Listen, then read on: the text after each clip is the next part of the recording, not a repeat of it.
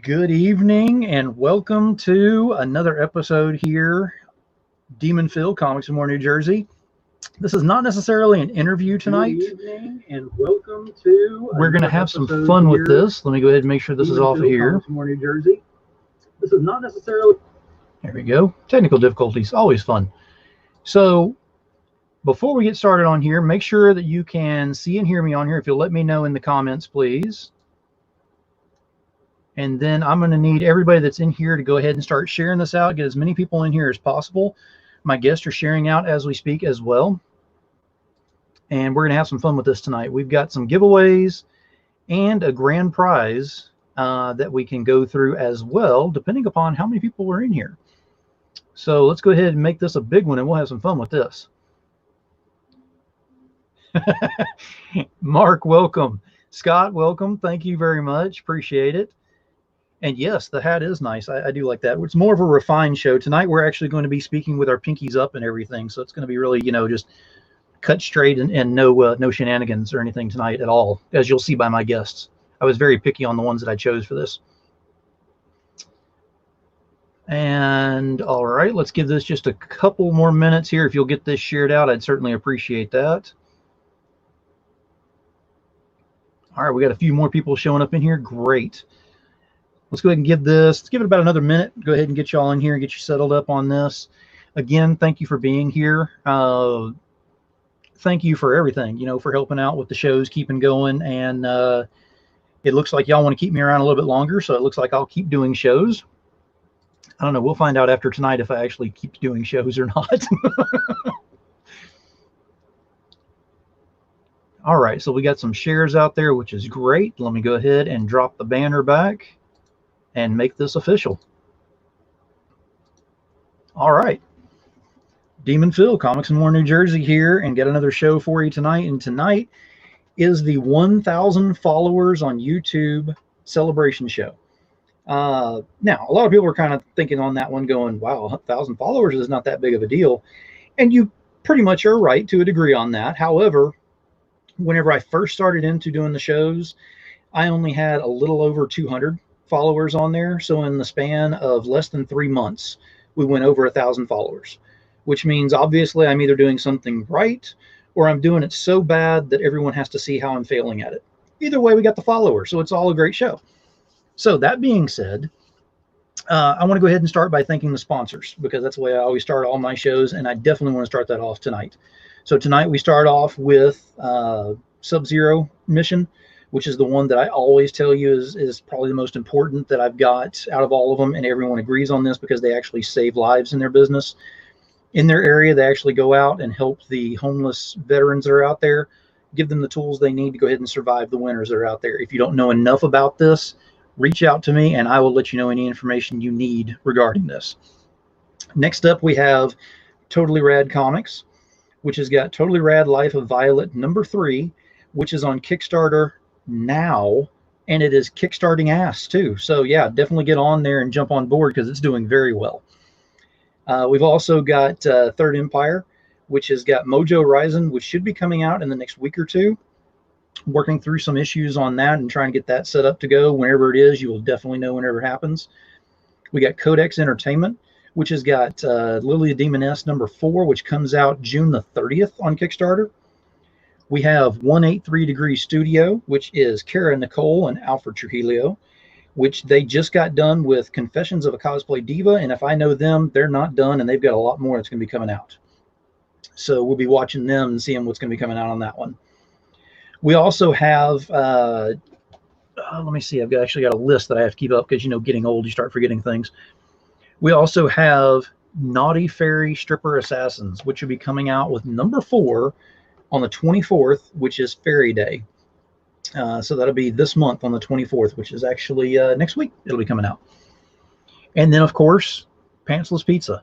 And if you don't know enough about Pantsless Pizza, there's a lot more reveals to be coming along with that. So keep involved in that one.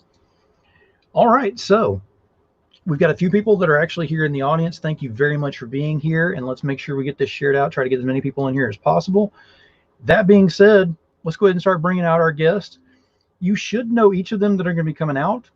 but I'm going to go ahead and give each one a time whenever we get everybody out here to go ahead and tell who they are, what they're doing, and where to find them.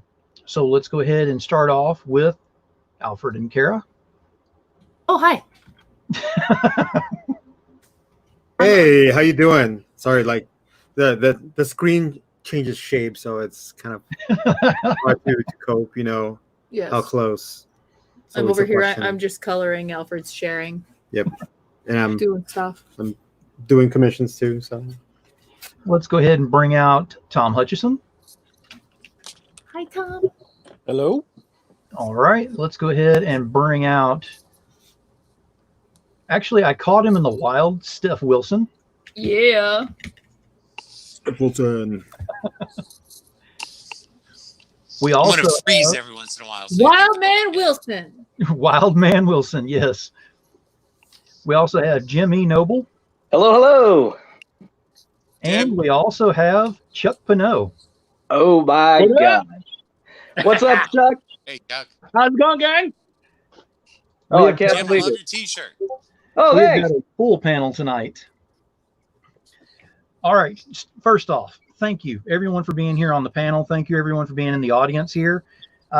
This definitely means a lot to me with the brand and everything, and that's why we're on here, is because I can't stand talking about myself on my shows, as anyone who's watched any of my other shows have known this. So I'm going to kind of live vicariously through everyone else. So I'm going to ask some questions and kind of go through that. Before we get started, though, we're going to start off with Alfred and Kara. If you'll tell us who you are, what you do, and where to find you. Well, you can usually find me at my house and sometimes at the QT. You can't find her on Facebook because she's banned. You can't find me on Facebook right now because I'm Not banned. Facebook, that's But you can look at old stuff and you could be like, which one has she not gotten banned for yet? Let's report that. Boom. Now I'm out forever. And you can Don't only give 'em find, ideas. Don't give them ideas. You know, so yeah, you can find me at my house, and you can find me online at AZ Power Girl. I'm AZ Power Girl everywhere. And I'm a cosplayer and a colorist. My name is Alfred Trujillo. I draw comic books. You can usually Trujillo. find me like sitting like right here in this portion of my house, like 100% of the time, because I'm usually chained here, like just His ass is a drawing away. square Square. from sitting. Oh, see. What about you, Tom? Tom Hutchison. I am the writer, publisher, art director at all of Big Dog Inc. Primarily, I hang out on Facebook. So literally, if you are into the social media thing, come to Facebook. You can join my personal page. You can join the Big Dog Inc. page. Twitter and Instagram, if you should so desire, are BDI Comics. Dive in, and we're all over the place. Excellent. And Steph. Steph Wilson, just comic cover artist and sketch artist. You'll find me on about 5 Kickstarters this month and a couple more next month already. 5 Kickstarters. Sorry. I'm lucky. I'm fortunate. I'm blessed. I know that. I do have a website. Bad Carry Studios is my website. You'll find me on Facebook, and you'll usually find me in everybody else's live show chats being a real pain in the butt. So I'm all over Facebook. I think my average screen time on social media last week was something close to 10 hours a day. So if you can't find me, I'm doing something wrong. That's rookie numbers, man. Rookie numbers. Rookie numbers. Now, how are you able to go ahead and have those kind of numbers and still be able to pop out to 5 Kickstarters and more of doing covers? Very simple. My hashtag is no sleep in comics. You write sleep out of the equation, and you can do so much. Now, I'm probably going to regret this, but let's go ahead and go to Jim. Who are you? Jim. What are you doing? Where do you find you? All right. I'm Jimmy Noble. I am I'm the gonna regret creator. this, but I'll go to Jim. I'm the creator and writer of Totally Rad Comics. You could find me on your local dating sites. Hide your daughter, hide your wife, hide your brother, hide your sister, hide your cousin, hide your uncle, hide your aunt, because I'm out there. I'm on Kickstarter. I'm on Facebook. Totally Rad Comics. You can also find me at Jim E. Noble, not Jimmy, Jime, period Noble, Noble. You can also find me on Instagram, Jim.E.Noble, Noble. Yeah, and you can also find me in my apartment, just having fun with my depression and making totally rad comics. I found him at Farmers Only, actually. So, yeah, you can find me pretty much anywhere. Yeah, true. Chuck, what about you? Dude, I got to say, before I even talk about myself, this is messed up because all these people I'm with make super sexy comics, and the only thing that is sexy about my comics is the author. So it's just really weird to me that I'm even in this panel. Does your wife write your books? Yeah, right? Oh. Sorry about Karen. You and I are going to get along just great, hon. What's up, everybody? I'm Chuck Fino. That's how you spell it. You can find me on Facebook because I'm not banned yet. You can find me on Twitter because I'm not banned yet. You can find me on YouTube because they're getting close to it. You can find me on YouTube. Chuck's Raw Reviews, and you can find me all over the place, Kickstarter, everywhere. Woo! Excellent. So we have got a good group of people up here that I chose personally to go ahead and have on the panel tonight. I looked at it before we got on here. 57 episodes is what I've done so far, not including unscripted and not including some of the others. I will say, because Tom is going ahead and reminding me right now, Tom has been up here more than anyone else. He is up to number 5 on the appearances on my show. Wait. Are we counting unscripted? We're not counting unscripted. Oh, damn it, because I beat that. And are you counting the episode where he introed December? Because does that count as an episode too? That he's counting that as an episode too. Yeah. Okay. It was 30 minutes. Anything 30 minutes or longer is an episode. Now we can officially get started now because Russell Allen is here. This is going to get very interesting very quickly. Oh. I'm not wearing pants already, so I'm good to go. I can't see the chat, so I'm safe right now. Well, he'll show it to us. Oh yeah, I'll be showing it what I can. Yes. No, but I mean, I chose this group right here because I have some notes that I actually wrote down. Like I said, I really don't script that much whenever I do these things, but I did some research and whatnot. We can tell. It shows. So, I chose Tom because great publisher, great crowdfunding at what he does and everything. So that's the main reasons that I chose him for this one as far as what he does in the business. Chuck, because of his editing and because of what he does in trying to help move things around and get groups together. Kara, because of her business acumen and her cosplay. There was a lot of that involved. I've gotten to know each of you very well on the sides with all this. Jim, I'm going to leave you for last. Oh. Steph, He's for your still art, looking for Thank circles, circles, of course. Right. Best Your circles social in the business. Yes. So your social media is definitely up there. Jim, because of your writing and your inspiration. He is creative. He is creative. He is very much. And it's very cool that I have y'all up here and being able to enjoy this moment and everything together with y'all and everyone else who's in the audience and everything with this. And we're going to have a lot of fun with this. This is going to be going on for roughly 2 hours. So get ready for this. And if you weren't ready before, I apologize, but you're kind of stuck in the panel now. I'm surrounded. Leave button. I'll just have my mannequin fill in for a while. I'm going to have to throw my phone into the freezer to cool it down from overheating. Oh, yeah, that's right.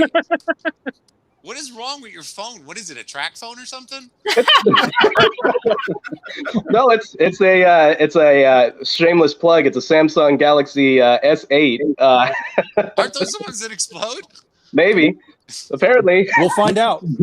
There'll be a big flash right on his screen, and he'll just black out. And there'll be a rectangle burn mark on my face. Right. And the screen just... Well, You sound like a really bad villain. I know, it is Jim's birthday week. In the face.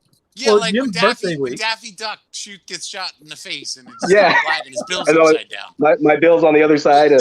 No, to be on the back was it. It's Jim's birthday week, so why not go out with a bang? Woo! Hey, tell that to my lady friend. Hey, how old are you, So Jim? polite. I am 27 years old. Oh my God, he's a baby. He's not old enough to be on this show. Oh my God. Hey, Did you get hey, your it said, parents' permission? it said if you're 18 or older, click this link. And I've been clicking that link since I was 13. I know how this works. Jim, you have to be this age or above to be in Well, I thought we were comics. making a height joke. That too. Phil, you didn't have a script or anything, did you? No, not at all. Okay, all right. I'm just looking at it now going, okay, it looked great on paper whenever I put this together. Now this is becoming that disaster that we always talk about. I would like to see the paper that you wrote our names on that it Yes. somehow looks great. What the hell are you even talking about? If the note on the side wasn't train wreck, I don't know what you're thinking. You ever have those times, writers, where you wake up in the middle of the night and you're just like, oh, this is brilliant. You write everything down. You go back to sleep. You wake up and then you're like, oh, that was shit. I think that's what this list of names Right, is. right. Like, he's like, oh, this is a brilliant lineup. Yes. He wakes up and he's like, well, I already wrote it down. I might as Yeah. well. Might as well do it. Jim's go. Are you going to the freezer, Jim? Maybe. Jim's putting his phone in the freezer right now. I got to move some pizzas. Hold on. This is the top rack technology that Totally Rad Comics employs in producing comics. They put their phones in the freezer. And Why did you keep that? Jay says hi. Hey, my girl, how you doing, my love? Hey, Jay. You And- should take that $1,000 that you made in 10 seconds and put it into a new fucking phone, dude. Yeah, right? You know what the worst part is about being in the freezer? I have to stay on my tiptoes just so you can see my face. You You need to get a freezer on the you need a bottom. Yes, The exactly. bottom freezer. Exactly. He needs a bar stool. Oh, Don't Lordy. You'll just buy a new freezer instead of buying a phone. It's cheaper going with the phone. Didn't you just take some frozen peas out of the freezer and put your phone No, on them? pizzas. Red Baron. Take that profile picture of that smart fridge.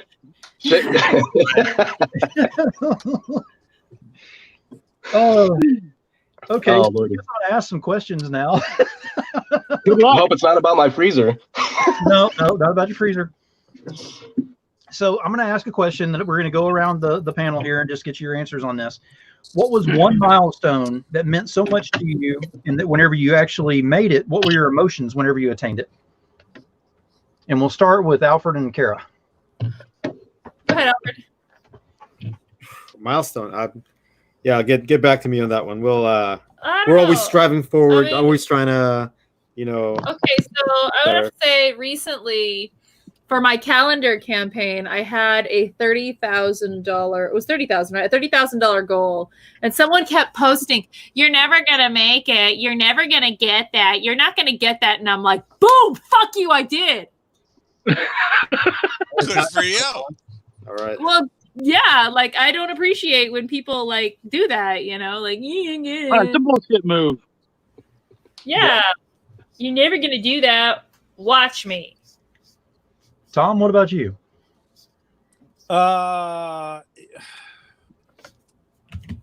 I think, well, I mean, there's a lot of stuff. There's definitely a lot of stuff like Cara. I mean, we've had that kind of thing in the past. I had one guy who at a con with other people around, he was like, so when are you going to do nude covers for Scheherazade? I'm like, we're not doing nude covers for Scheherazade. It's just not happening. We don't do it for that book. He says, he literally out loud was like, yeah. You'll do them when your sales fall off. So here we are 10 years later. We haven't done a nude cover for Scheherazade yet. So He's right waiting. there, buddy. Hell yeah. Steph, Well, what there's about some you? books that just don't.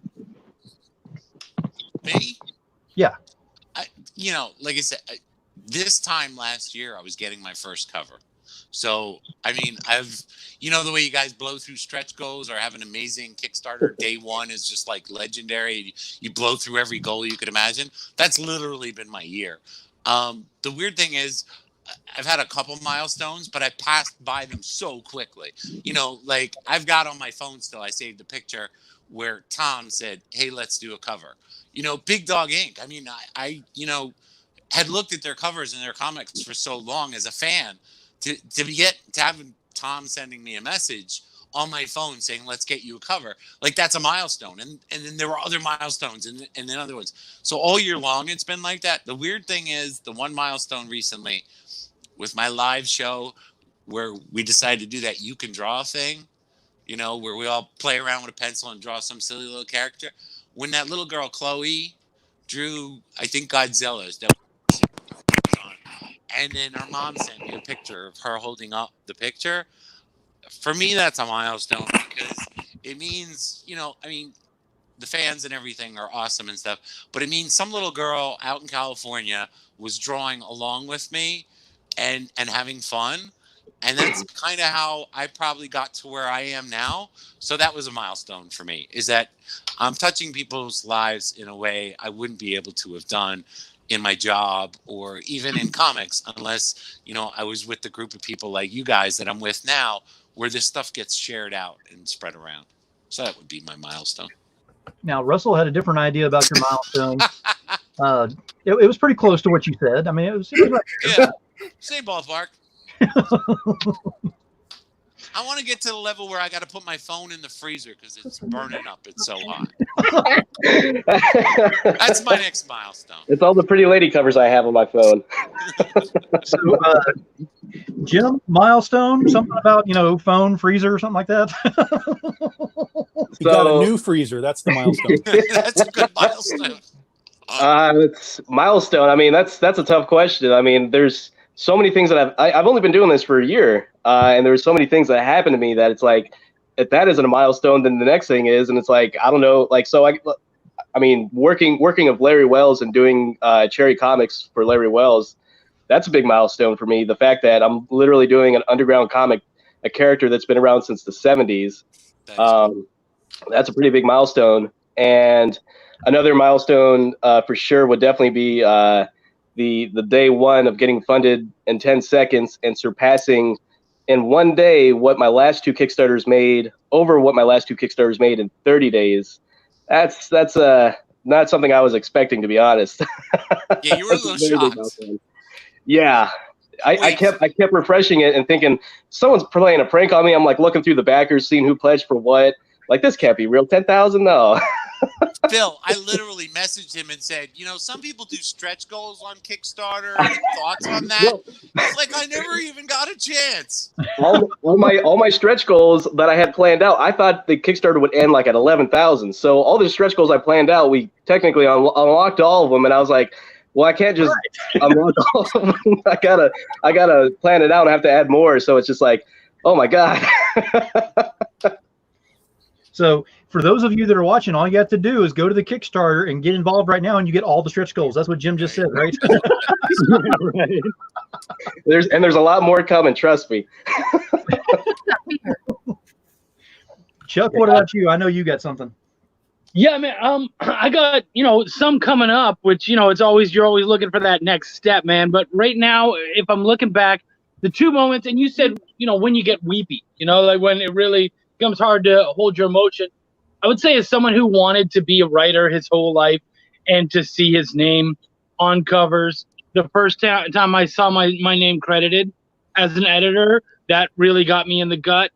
And the next one was when I opened up that first box of Welcome to the Voids and saw my book that I had published and I had made, and in the huge boxes and just a fuck ton of them. And it was such an amazing feeling. I remember being really quiet, and I did it live. And my kid is watching me, and she's like, "Daddy, you're not saying anything." And I'm like, my fat ass doesn't have a single word to say right now. Like, I don't know what to say, because I was just so blown away to finally touch my book, finally see my name on that cover. It was nuts. So those would be the milestones for me. And I got to grade that book. You did. That's still the funniest. I tell that story all the time. If Jim Noble comes up, I tell that story. Yeah, that's hilarious. So for people who are watching and don't know, Chuck and I actually met at a convention last year at the Dallas. Was it the Dallas Fan Expo or Dallas Fan Days? No, or was it, North maybe Dallas. it was North Texas. The North Dallas Comic Con. Yes, the North Dallas Comic Con. And I had graded a book, and you could see in Chuck's background, you could see his banner, and that's the cover for his book. And I said, hey man, I've read your book. And Chuck was like, no way, there's no way you've read this book. I go, no. And I showed him the last page. I said, this is your character right here. I even put on the label the first appearance of his character. And like he had just submitted that like the week before, like 2 weeks before that. And he thought I was messing with him. I was like, no, seriously, I've read your book. He's like, no one's read this book. I was like, I did. It was like, I know everyone who's bought this book. Like, there's no damn way that you bought it. And then you were like, no, I graded it. And I'm like, oh yeah, that's right. I got that for me for a Father's Day gift. Okay, yeah. So that was hilarious. Now that's very cool. Now I want to go ahead and bring up something real quick before we go into some more of the questions on here. Because I had mentioned about giveaways and a grand prize. So I know some people were paying attention to that. So if you're in here, stick it out because you're going to want to, because that's the only way you got a chance at the grand prize. There were going to be 5 giveaways. There are now 4. That is because I made the decision on my own, and I'm sure everyone will back me on this. Russell Allen gets one automatically because he's been doing everything. He's Super fan. He's been in everybody's shows. He goes in and he does everything. He gets in there and he gets the tempo going. He helps people out, helps share out everything. So Yep, and he give anything for you. Well, then I'll tell you what. Then we'll bring it back up to 5, and however you're going to do it, you tell me. Whoever the 5th is going to get a copy of the Catnip, brand new Catnip cover that we just got. We'll make that your back to your 5 prizes. Nice. How do I qualify there, Phil? You don't. You don't qualify. Crap! I need that Catnip cover. I was just thinking the same thing. I was like, I really want that. No, because today I was messaging with Tom because I'm working on something, and I was like, I got no point of reference. And at some point, it was so funny because I'm going back and forth. I'm like, Gotham style, this style, and he goes, Tim Burton. And I'm like, almost like, why didn't you just say that in the beginning? That's the key word right there. You exactly know what art style to do when you say Tim Burton. Tell me you don't have a visual already, what it's got to look like in your head. Yeah. Yeah, Steph dropped his Catnip rough today. That'll be part of our ClickCon thing that we're doing in September. So we're way ahead of schedule, but that's always good when you're doing a Kickstarter, is to get as much done as you can before you're actually live. Yes. Yep. Oh yeah. All right. So before we get going on the next question, let me ask anyone in the audience that's over here, if I don't recognize your name over here, if you've got a different name than you normally have over here, if you'll let me know who you are so that I can go ahead and put you on the list, because you definitely want to be on there for a chance at the grand prize at the end. I'm Jimmy Noble. I'm the writer and creator of Totally Rad Comics. And technically, I have Tom over here in the comments, but I can't put him on for that. So that, yeah, just going to Bill, throw is it out one there. of the prizes a new freezer? Just Yeah, if it's a freezer, can I have it, please? throw Give me a it mini out. fridge.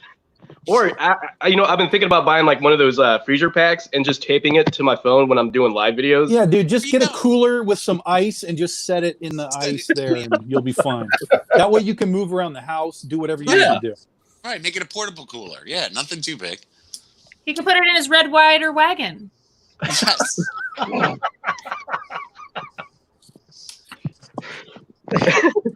There could be something wrong with your phone, Jim, is what we're saying. Maybe. I know nobody who has to do that to their phone. I don't know. Maybe I honestly I don't know. I don't know what it is. It's never gotten this hot before. Maybe because I have so many files of naked ladies, comic ladies, not naked ladies, like my comic book stuff. Okay. I have so much. Yeah, sure. So much artwork on my phone. Yeah, take away. Do me a favor, Jim. Flip the phone over. Does it actually say Samsung or does it say Samsung? Is It's this, No, like- it says did you get this Samsung. at an actual store? It says OtterBox when I flip it over. I'm I'm pretty not sure on sure the it's other a side. real phone. I'm pretty sure on the other side it actually says Sam's Hung. Is what it is. Right. It's Sam's Hung. It's different. It's a That's porn really none phone. of your business.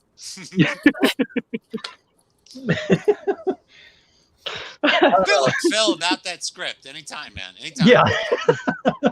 Now I've got one over here. The name on it is "Let's Do This." I don't know who you are. If you'll let me know what your name is, so I can go ahead and put you in the drawing. And we can do this. Let's do this. Let's get busy. Now, while that's coming up, let me go ahead and ask, what has been the largest obstacle that you've had in your career, and what did you do to overcome that? Oh God, people aren't gonna like. I like these questions, but the answers are rough. So here's the real story. Oddly enough, the biggest obstacle in my career has been retail stores. This is where it's going to get ugly, guys. When I started this 10 years ago, I came into it happy and excited, and oh my God, I'm in Diamond Comics and I'm going to be in retail stores, and holy shit, man. Only to find out that retail stores really don't give two shits about indie comics. Of the roughly 2,000-ish comic book stores in America, about 500 of them buy indie comics in any sort of real heavy quantity. The rest of them are like, I had a customer that asked for one, so I'll buy one and put it in their pull box. Nothing hits the shelf. So the retail market is its own worst enemy, unfortunately. And it held us back to a point where I just said, see ya. And when we broke off at Aspen about 4 years ago, I had to make the decision. Am I just going to go right back into Diamond and go back into retail stores, or I'm going to figure out a new way to do this? And because we had always had such great success with Comic Cons and direct sales, like, here's my book, it's yours, put it in your hand.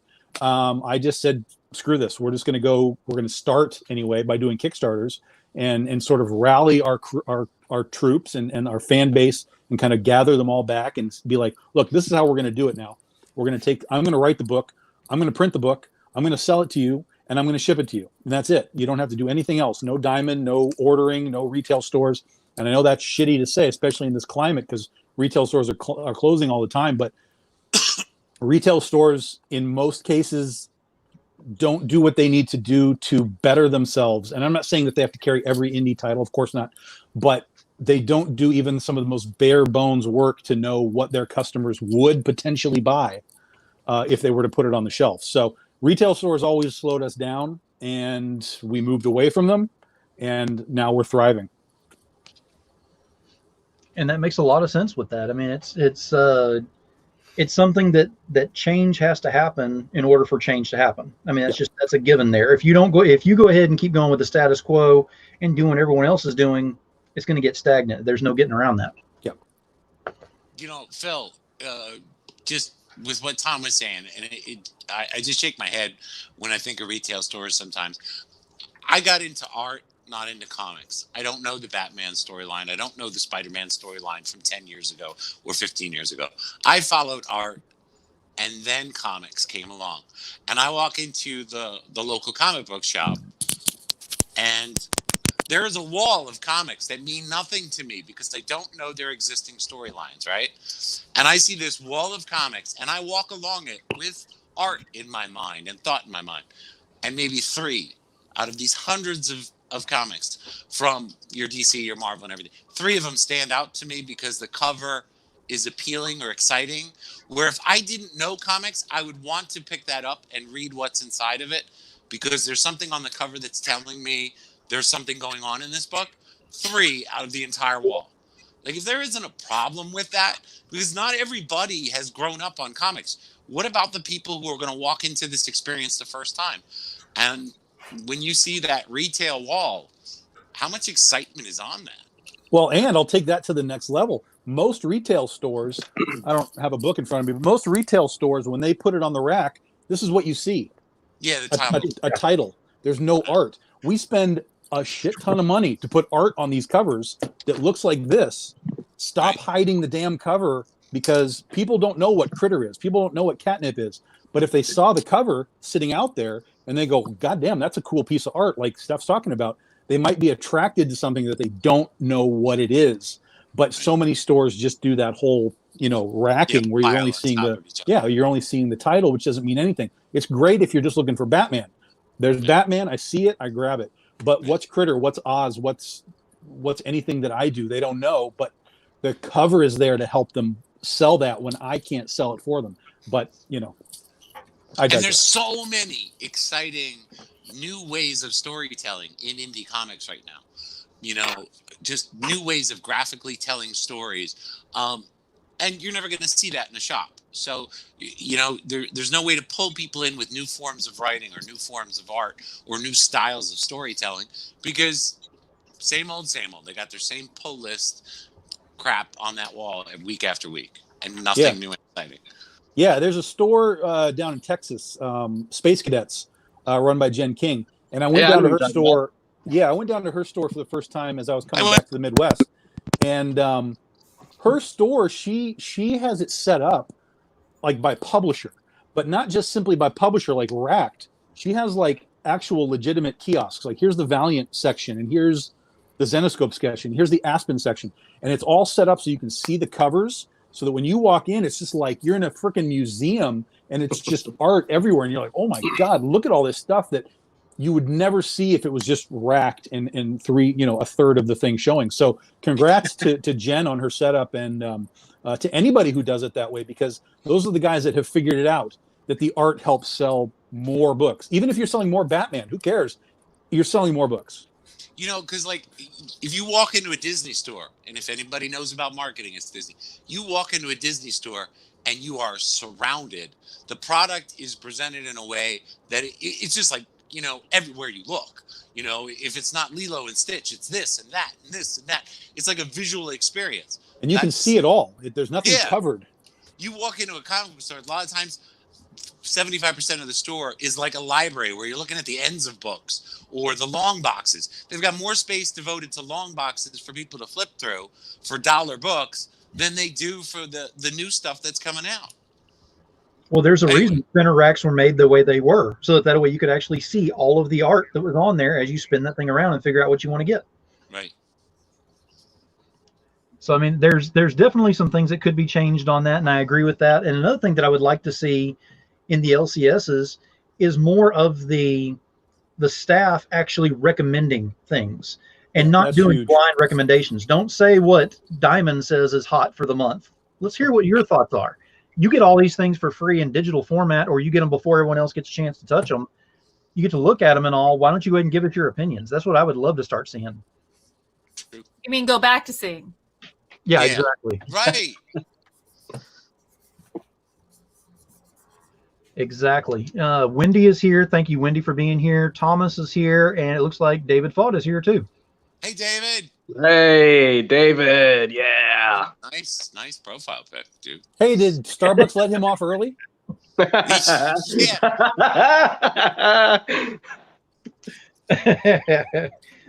That's never going away, David. It's never going away. But just know that we love you.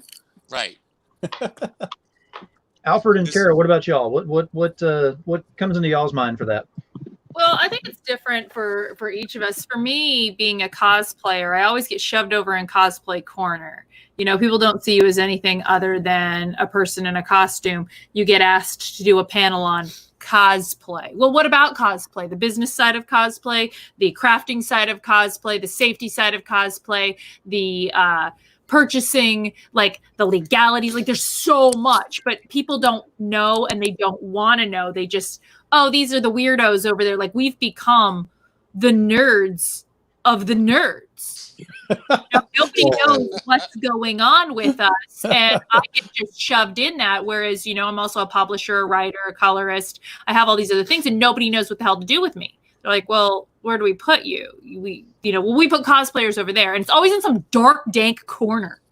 Like even if you look at some of the bigger conventions, a lot of times the cosplayers end up in the uncarpeted area over by the food court or the bathroom. Yep. People don't know what to do with us, especially me. So getting flashbacks. I know, right? And then poor Alfred gets stuck in that section too. And he's like, I'm an artist and now I'm stuck over here. Some conventions I'm have been stuck with the cosplay. Right. So some conventions have been pretty good. They will they'll like put us near the cosplayers in an art section where, we can kind of hit both, but people just don't know what to do with me. you know, and a lot of you guys have figured out, hey, cosplay covers do have a place. And I know, like with the one that I just did for Jim, people are like, yeah, I bought mine.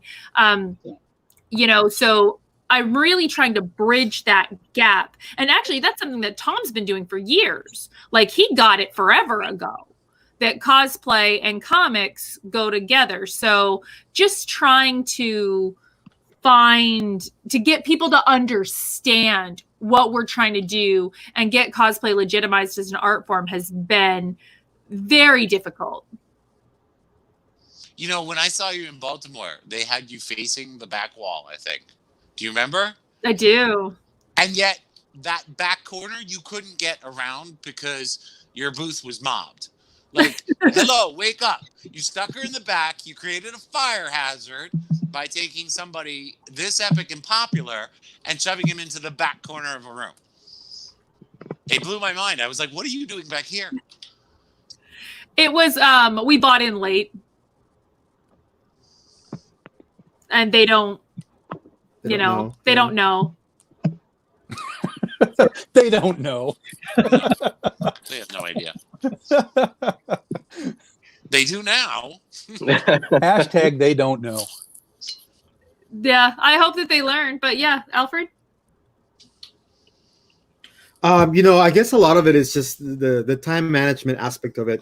It's almost like we can be as successful as we have time to get the stuff done, and planning things out in advance is kind of a must when you get to that level. It's just about making sure that logistically, like, everything can happen. I mean, that's like on a daily basis, just trying to figure out, like, you know, where to put things so that, like, just everything can get done and we can get stuff out to the fans. Because at the end of the day, that's what's important, putting the things out in their hands and getting it all done.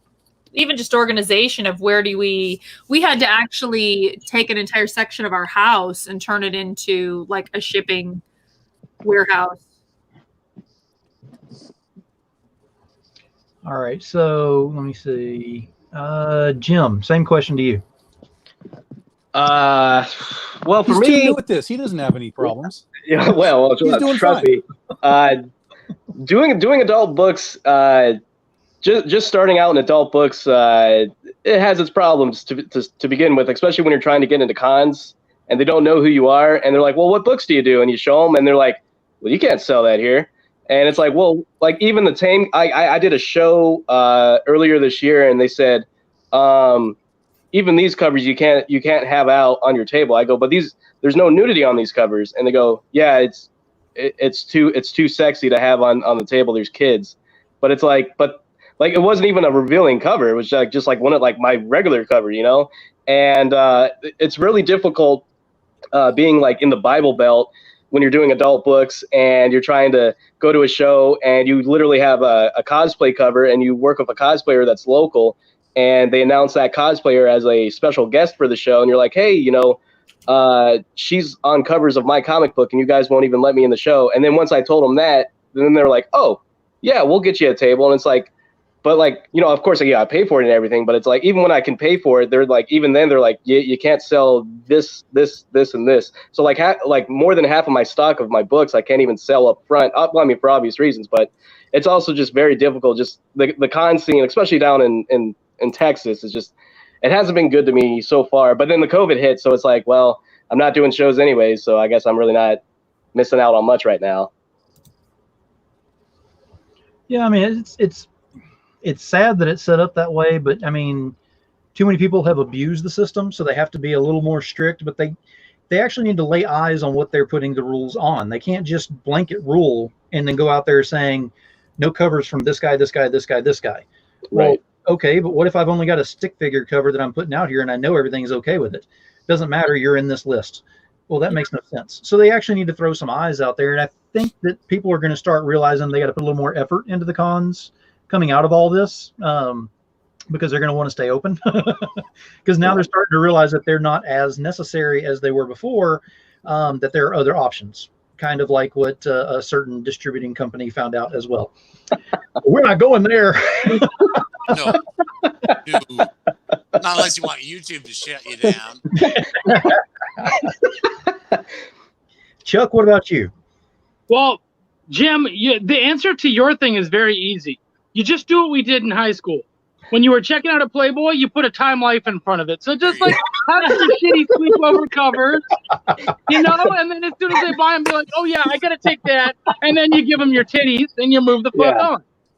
Jim, buy a couple long boxes of BDI books. Put your book inside the BDI Scheherazade, because those are not. You take my book and you sell it for twice the value, but yours is free.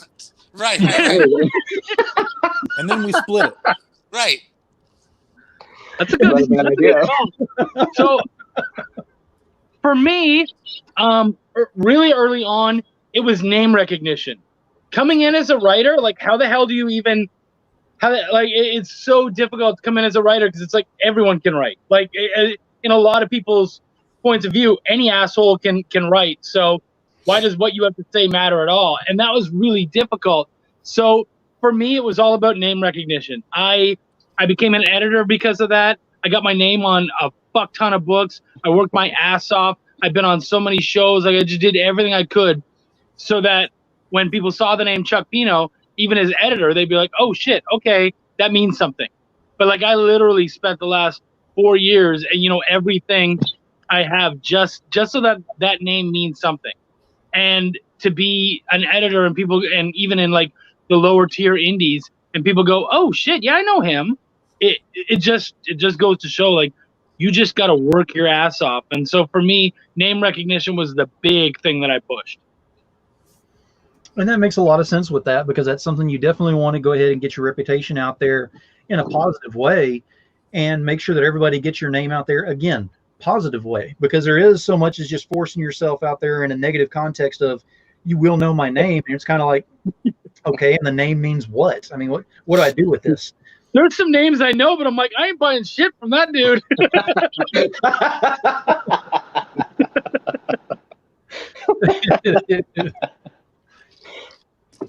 All right, so now we are, let me see, we're a little bit into this. I'm feeling like giving away something right now. So I think we're going to do one giveaway. Give it all away. So here's the way I'm going to play the first giveaway. I have 5 panelists up here with me. I need the first person who goes ahead and puts in YouTube one title from each of them that they have worked on. First person who puts it in there goes ahead and wins a prize package. Chuck, move your head to the right. A couple of us mentioned them, by the way. Oh, yeah, exactly. So if you've been paying attention, and there's also there's one in the background up there. Exactly. Yeah, there's stuff in the background on some of them too. Hey man, if you're not branding, what are you doing? Right. Well, I had a really big sticker, but it fell. So. Oh. Put it in your fridge. Maybe it'll help. I do have banners. I should put banners up on it. Phil, are we on YouTube or are we on Facebook? We are on YouTube. We're on YouTube. Okay, so I could show boobs, right? Not your own, but yeah. Keep your shirt on. Yeah, I had this. It was a 6 by 8 inch sticker that was hanging up on my wall over here, but then it fell. So, yeah. So now I just got this little 11 by 17. Maybe if you put the sticker in the freezer. Yeah. Literally, that's the reason why it fell, was because it was too hot. All right. So just to show the prizes here, we have got convention bag. Oh. From Naughty Which Fairy. is pretty great because there are none. So, you know, you're not gonna get one of those this year. Right, you're not getting one of those this year, exactly. Wendy was kind. Hey, I have a bunch. I mean, I don't have any of those. Wendy was kind enough to send a bunch of stuff for the giveaways on this. I definitely appreciate that. Hell yeah! So you're gonna be getting quite a few things on there: photographs, postcards. This particular one that I picked up, each one is a little bit different. This one actually comes with a Lady Death sticker as well. Ooh. Oh. Some TRC sticker. I don't know what that means. Something. Hey, I got one of those too. There is a Book of Liaxia sticker in there. Since Lewis is here, we have got the Lily Demoness. We have the tarot card from there. Oh yeah, hey Lewis. Some guy named Steph Wilson sticker in here. We got more cards and whatnot in here. Wow. Now, no one is taking a shot at this. Am I seeing that the comments properly? No one's taking a shot at this. actually, Russell is, but Russell, you've already got a pack, dude. So whoever can copy and paste Russell. Yeah, just copy whatever Russell's saying. Just copy and paste. Copy and paste it. Friggin' know it all. I mean, I'm still going through with this. I was putting this thing together throughout today. It's got a magnet in here, and then we finish it off with a whole mess of Brian Silverback's trading cards. Oh wow! I think there's 7 or 8 of them in here, and it's also got a lanyard. What? Yep. Man, you got all sorts of things. So I put quite a few things together on here. So we have got kind of got half my thing right. Totally Rad what? There's like 5 different titles I have that start with Totally Rad. Yeah, Jim, pretty creative there. not every book has to start that way. Trust me. I know. It's how hard it is Some to. of the titles are getting a little on the long side. Yeah. I realized that after I was doing my last book. When did you write Totally Rad Life of COVID? Don't say things like that. He'll start writing that tonight. It's not the Totally Rad Life of COVID. It's the Totally Bad Life of COVID. All right, so You need to talk about a parody.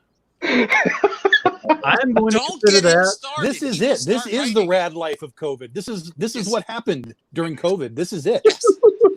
It's just page after Yeah. page of people talking to each other I love it. through a video. That a win. We are literally a comic book page right now. 6 panels, all saying weird shit at the wow. same time. Oh man, I could be like an action panel. Yes. No, yours is just going to be, if I were to write yours, it would be Jim, interior, freezer. Like, it'd be very easy. Jim is about to become the explosion panel. Hilarious. One explosion panel in the You just see a fire like from under me come from the phone. So Mark, you won that one. Thank you, Mark, so much for that one. You're also going to win one of these as well. Oh my god. Yeah. Christy Shin drew me out. So that's a picture of me, and that is actually her signature and everything there. I can send that That's a hell of a likeness. if you like. I know, it's dead on. Oh, yeah. No, the other one is more dead on. That's what Steph was talking about earlier. Jim knows what the other one is. So Yeah. So Mark, I'm gonna have to get with you afterwards and get your information. So remind me of that and send me a message. So moving along with this one, what has been the biggest way that you have given back to the fans? Ooh. Ooh. Giving Alfred, back to the fans. I mean, isn't this what we're doing? Isn't this it? This is it. He'll be back. I was told not to refund my fans. not give back your fans, give back to you. Well, I think the easy answer to that is, and this is more of it was a con thing, of course, is whenever you meet your fans at a con, you should be happy to be signing books. You should be happy to be taking pictures. If they're on social media and doing this kind of stuff, we love it when the fans show up and shoot the shit with us on these videos. It's what you do to give back to the fans is the appreciation that they are why you are doing what you're doing. Because if they're not there, if they're not your fan, then you don't get to do what you're doing anymore. So between that and if the fan is an artist, an aspiring artist, and they want to show me their portfolio, I do portfolio reviews at the booths and stuff like that. So, you give back to them, I think, by giving yourself to them. I mean, they're already buying your books. There's nothing else you can do there. But at that point, it's like, yeah, let's take a picture. Let's give me that stack of books. I'm going to sign all 100 of them right now. Whatever it is. In my mind, that's how you take care of the fans. And that makes a lot of sense with that.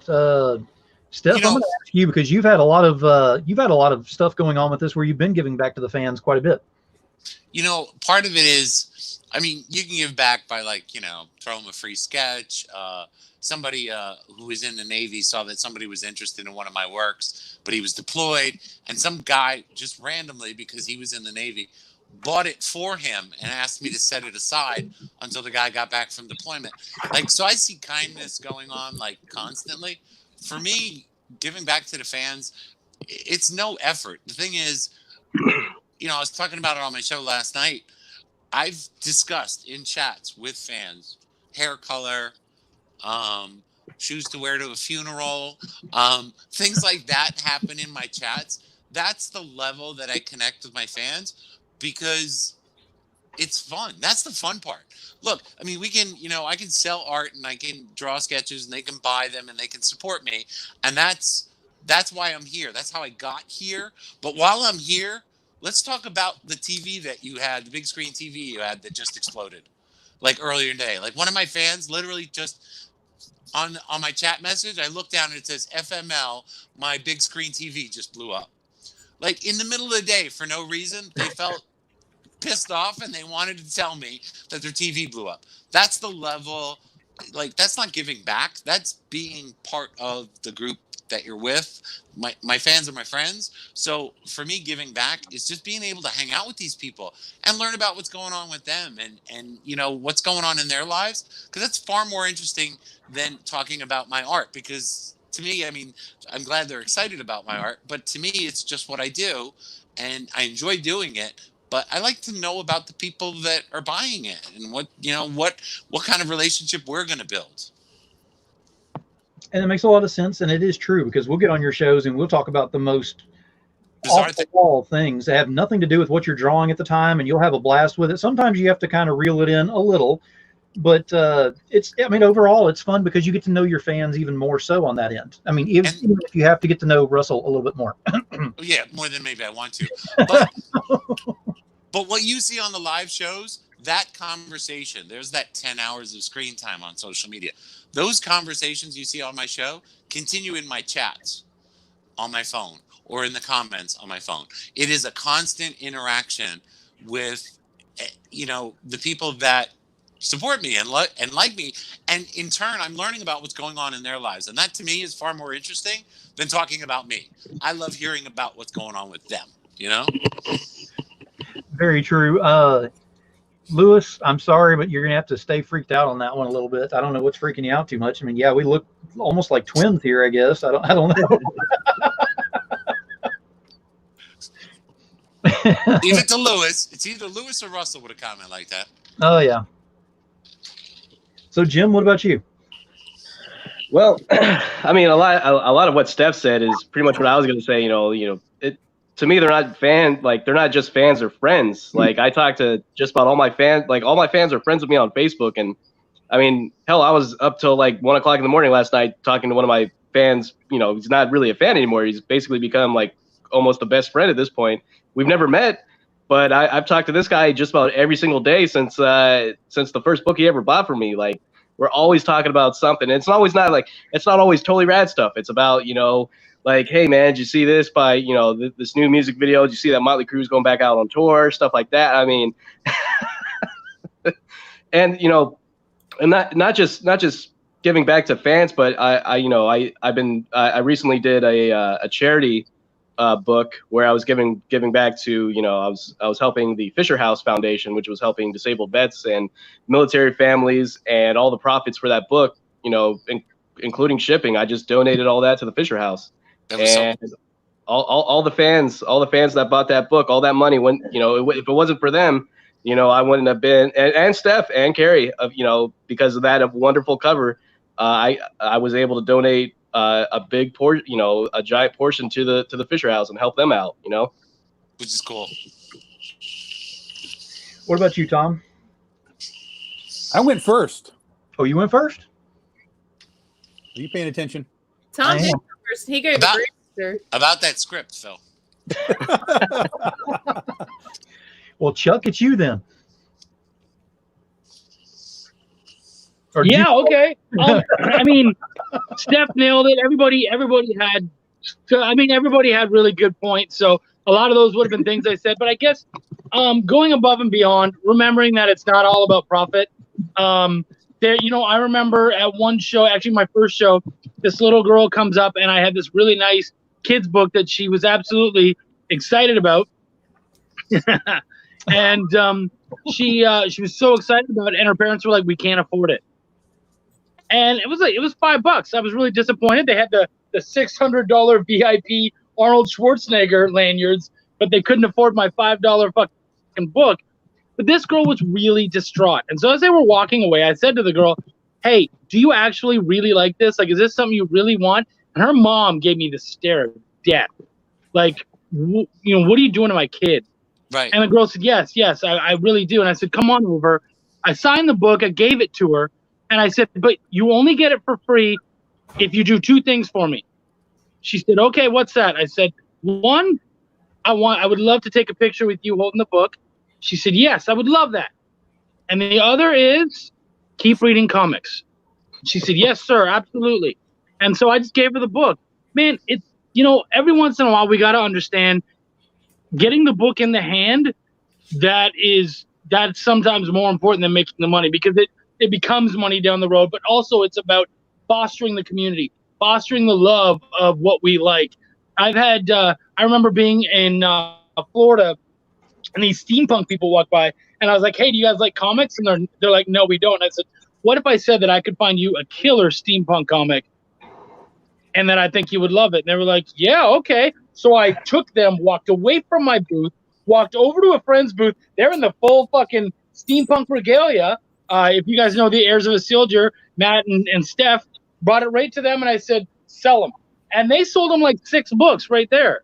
So, sometimes it's just about fostering love for what we do and paying it forward.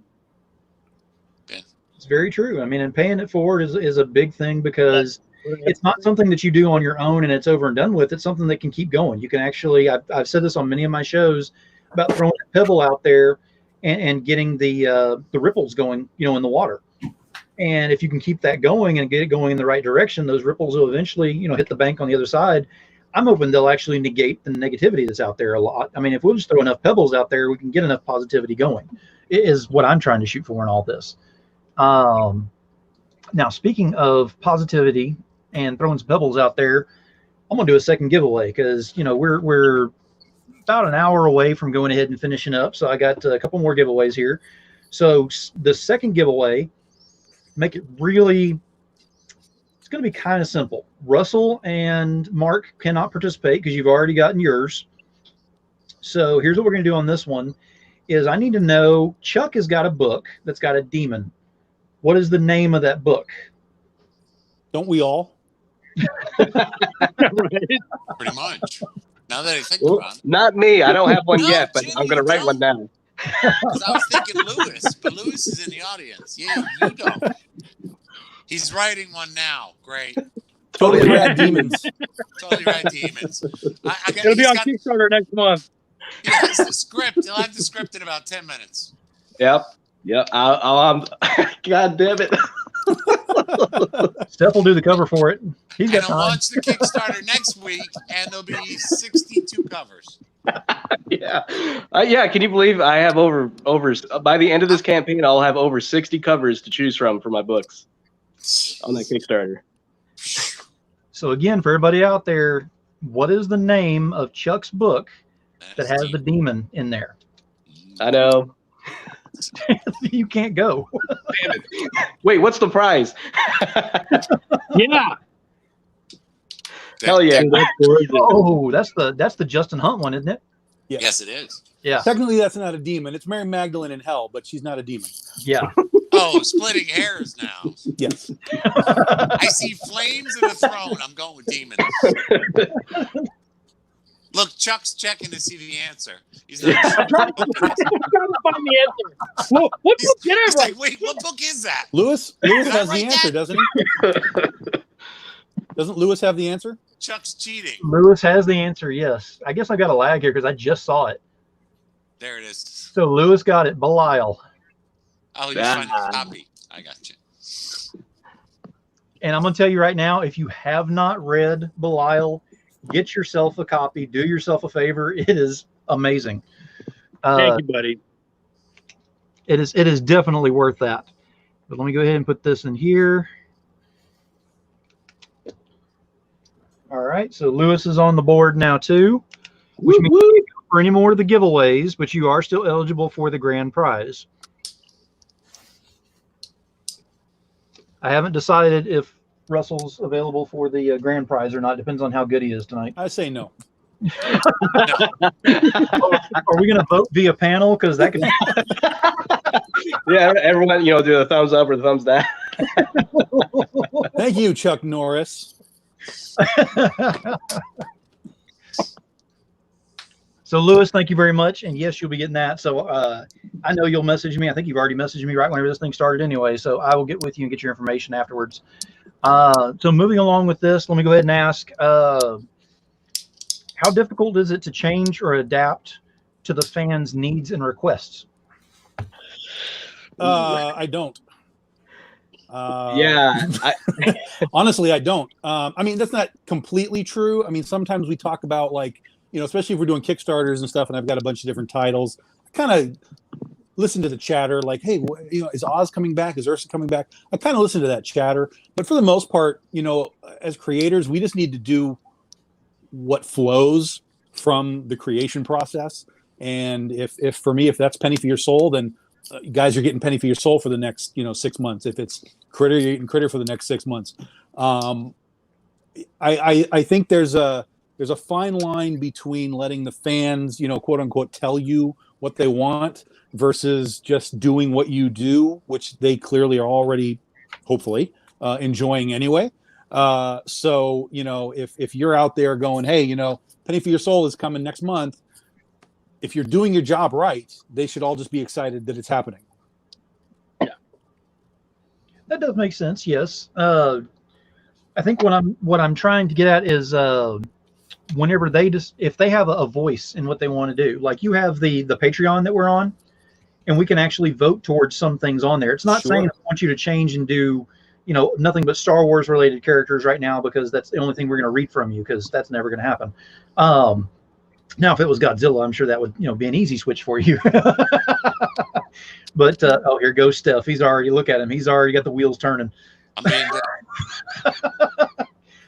But it's just saying, if you're given a different perspective on something, how easy is it to go ahead and look at that? I'm not saying to actually make a definite change on there, but to look at it and react to that. I still wouldn't. I get that all the time. Hey, I hope something happens. I hope this character, I hope, whatever. Let's see if you're right. I mean, that's what it comes down to. I have my story. My story is what it is. They don't know what it is. And I can't sit there and rehash like, hey, well, I'm going to do it this way. And then the person would be like, well, what if you did it that way? It's like, no. That's you're talking about the camel is the horse made by committee, and you're just getting all kinds of lumps laid on top of it. It's got to be pure. It's got to be your thing. Now, if you have editors or close friends that are involved in the process, you can certainly, like, I'd be like, hey, dude, what do you think about if I do this and that, or that other thing? But to just take it to the public and be like, I don't know what Critter's going to be. What do you guys want it to be? No. You gotta let it be what your vision is, for better or worse, and then let the fans kind of decide if they like it or not. That's where I'm coming from on that. Yeah, that makes sense. Yes. Steph, what about you? Well, the bizarre thing is selling the sketch art for me for over 6 years, and basically drawing something, and it either sold right away or it didn't sell right away. It literally, I said this in an interview once, it literally created my style. In other words, I started drawing realism. That's how I started. And a lot of people reach out to me and go, oh, hey, how do I draw in your style? Well, first you start with realism, and then you let it change drastically over time. And what happened was certain things would sell. Certain ways that I drew or styles that I drew into or changed into would sell faster, and I would draw more of that. And then the other part of it was, the more I sold, of sketches, and there was a point where I sold something like 500 and something sketches in a single year. So you can imagine, since it wasn't my primary job, how every available moment was spent sketching. It also meant that I picked up a speed element, and the speed element is what shaped my style. So my fans I never let my fans tell me what to draw. Like, I'll have people say, hey, can you do a commission of this? And I'm like, that's completely not my style. I can do it, but it's not worth my effort because there are other people who can do it that way better. And yet, in a weird way, over years of time, my fans literally created the way I draw because their input was based on what they bought and what they reacted to and what they loved. And as over time, my style was very different. My style was created by them buying things. So I was taking feedback from them, from the sales, without even realizing it. And I look back at stuff I drew 6 years or 7 years ago, and I do know that the reason I'm doing what I'm doing now is so different from that is because of people like Tom Andrus, who's on the show right now, who bought my stuff for the last 6 years and bought it for a particular reason that developed my style. But like to Tom's point, if somebody reaches out to me and says, hey, you should do this in a particular style, I literally have sent people to like Ruben or something and said, this is somebody who can do what you're looking for the way you want it. I'm not going to change the way I draw for you because I don't think I'm doing you justice by doing that. So it's the same thing with like Tom. He could change his story, but then he's not doing justice to his fans by creating the story that he was intending to do. So the pictures I draw are done a certain way. And if you're asking for something that's outside the realm, yeah, I can do that if it's a little bit. But if it's really outside the realm, there's somebody better for you to satisfy that particular sketch that you're looking for. Does that make sense? Yeah, absolutely. Russell has something to say about that, though. Yeah, the fans push him to draw the way that he does. Coincidence that he draws a giant worm after my male figure commission? I think not. Okay, what he's talking about is Jim's Racks cover. Oh. And the reason he's talking about the background on the Racks cover, Yeah. because even Tom Hutchins makes fun of me about backgrounds. He's had to work on my background style. The Racks cover that I did, the background, if you see the background on it, it's kind of like the Shahrazad background. Yeah, it's over the top. But it was based on Oscar Martin's solo book. If you guys know the artist Oscar Martin, he did a graphic novel Solo, which just reminded me so much of the old heavy metal books, the heavy metal art books. So the background on Racks is like that. I drew it. We saved the pencils. Kerry colored with the pencils rather than do any inks to it to create that fading heavy metal-esque background. I love it. I love that style of art. So, yeah, so that's what Russell's referring to, the worm. It's a big space worm. I don't know. I love it. And Thomas said, Steph gets Russell like so few of us do. Sorry, I do, but I do. I get Russell. I get Russell. We all have a little Russell in us. We're just embarrassed sometimes to admit it. There's a sex joke in there that I'm just not willing to touch. I thought the same thing, Chuck. I thought the same thing. Right? Yeah, this is not unscripted. It's not quite that show. Hey! I look at your desk and you're wrong. And you know, Phil, going to your question about the fans, saying, hey, how about your characters doing this and that? Being an adult comic book maker, you get some weird requests for things that they expect your character to do in those books. And I can tell you right now, as soon as people hear adult, they just think my character's just fucking and sucking on every page, which isn't the case on some of my other books. page. Yeah. You got to have a break in between. Like I got thrown off the other day. Someone was like, how many gangbang scenes are in your book? I'm just like, what? It's just like, there's actual stories to my book. There's a meaningful message, and especially the Totally Rad Life of Violet has a very important message that I like to put out there. And people just think like, yeah, adult books, just dicks. And it's like, no, it's not just dicks. There's big boobs too. Dicks. Yeah, there's boobs. Come on. But yeah, so yeah, it's hard to like. It's even worse when someone like makes a suggestion and then you're like, well, I actually thought of that before, but now it sounds like it's coming from them. And then when they see it, they might think, oh, you listened to my idea. And it's like, no, I already had that plan for this. Yeah, you were saying that the other day, right, Tom? You don't want to hear somebody else's story because God forbid yours is anywhere close to it, then they're going to start screaming that you stole it. Yeah. Yep. Keep it to yourself, buddy. I worry about that with drawings too. Like when I'm doing sketches, like, good God, has somebody else drawn this already? And luckily my style is a little bit different enough but I'm always worried about that. Like, did somebody else do this pose or did somebody else do this idea on a sketch? And I'm going to get yanked for copying off of what they did. So yeah, you always got that fear. I'm going to give artists a real quick hint right here about what Steph just talked about with doing the same poses and so on. Every pose has been done.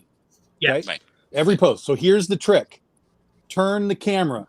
Take that same pose, move the camera, look at it up, look at it down, look at it sideways, turn it around, and you get the same pose, but a completely different perspective will change the pose.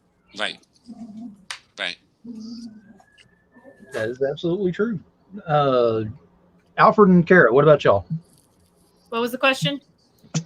So how difficult is it to change or adapt to the fans' needs or requests?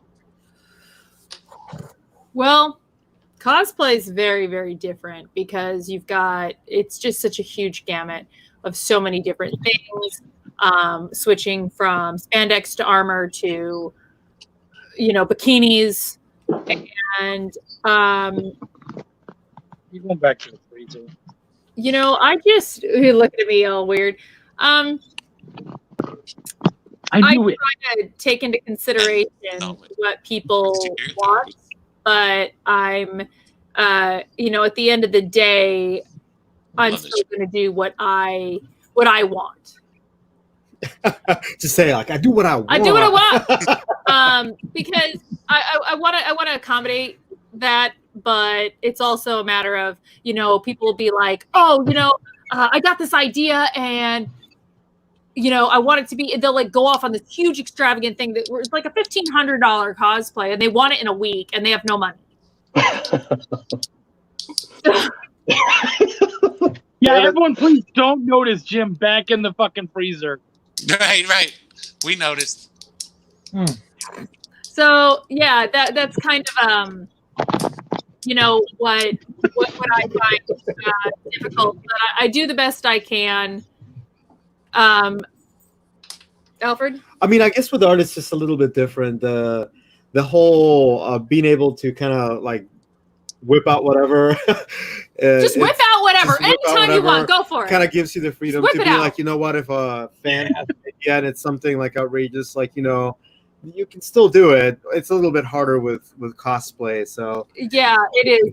But there's so much people just think of cosplay as being online, and I see a lot of it. I know I've seen some cosplayers with these incredible amounts of likes, but they have a day job at Starbucks or wherever, and they're not actually surviving off of their cosplay. Some do, but a lot of times they've resorted to they've resorted to the nudie stuff, and there's nothing wrong with that.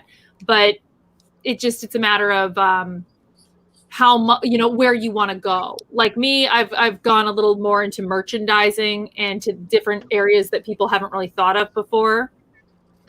So I think it's just about thinking outside of the box while trying to anticipate what your fans want. A lot of times I find that the fans, and I mean, you guys can follow me on this one too, but they don't know what they want until you show them. Like you could be like, oh, I'm open for commissions, and no one will say anything. And then you'll post something that someone else bought. And they're like, I want to buy that. And it's like, yeah, but you can buy whatever you want. And then radio silence, nothing. Yep.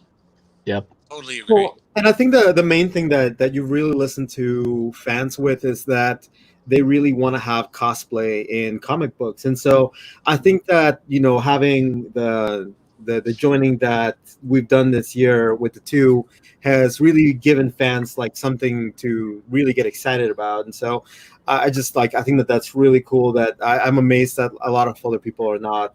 Well, it's because going digital is easy. It's easy to just post online. It's easy to send out a digital photo set as opposed to something tangible that you can hold in your hand. And that goes with comics too. For all you guys, people can buy a $2 digital. They want to hold it. They want to grade it. They want to feel it. Right, What was it's Stanley said about collectible. boob comics? You know, you want to hold that in your hand. And it's the same thing, I think, with cosplay. And that makes complete sense with that, because that is something that I could definitely see, like on the cosplay aspect, on how you have to kind of adapt, and you have to show them what they're wanting and then adapt from there, because they don't have enough that they can just go do this. I want you to try something different. Now they can probably give you something quite extravagant to the point where you're like, no, that's not going to happen. But they're, you know, for the basic things, they're a lot like, you know, they just don't have the right ideas because they don't think outside of the box. And I will go ahead and I'm going to kind of point Tom out on this one real quick, because he does like to go ahead and put a lot of posts out there about think outside of the box. Quit drawing Batman. Quit drawing Wonder Woman. Quit drawing Captain America. Let's be clear. Don't quit. That's No, not what quit. I'm saying, because I understand that pays the bills. I get it. You got to draw Batman and Wonder Woman and so on. What I'm saying is that draw Batman and then draw something of your own. Right. And then draw Wonder Woman and then draw something of your own and mix it up so that as you're presenting stuff, people are like, oh, hey, cool, that's a good Batman. I'm going to follow him and watch what he does. And then your next post is, poof, here's Critter, man. This is my own thing. I'm going to make my own thing out of it. And they're like, oh, crap, that's cool, too. And suddenly the perception of the artist is no longer that they are a Batman artist. They are a creator, and they're making their own thing. That's the important part. And maybe my message was skewed, but that's my point. Don't give it up. I mean, I get it, man. But if all you're doing is drawing Batman for the rest of your life, you're missing out on the ability to make a toy that has a $2 million Kickstarter fund. Right. Congratulations, Todd McFarlane. Right. You're not elevating yourself by just drawing Batman every day.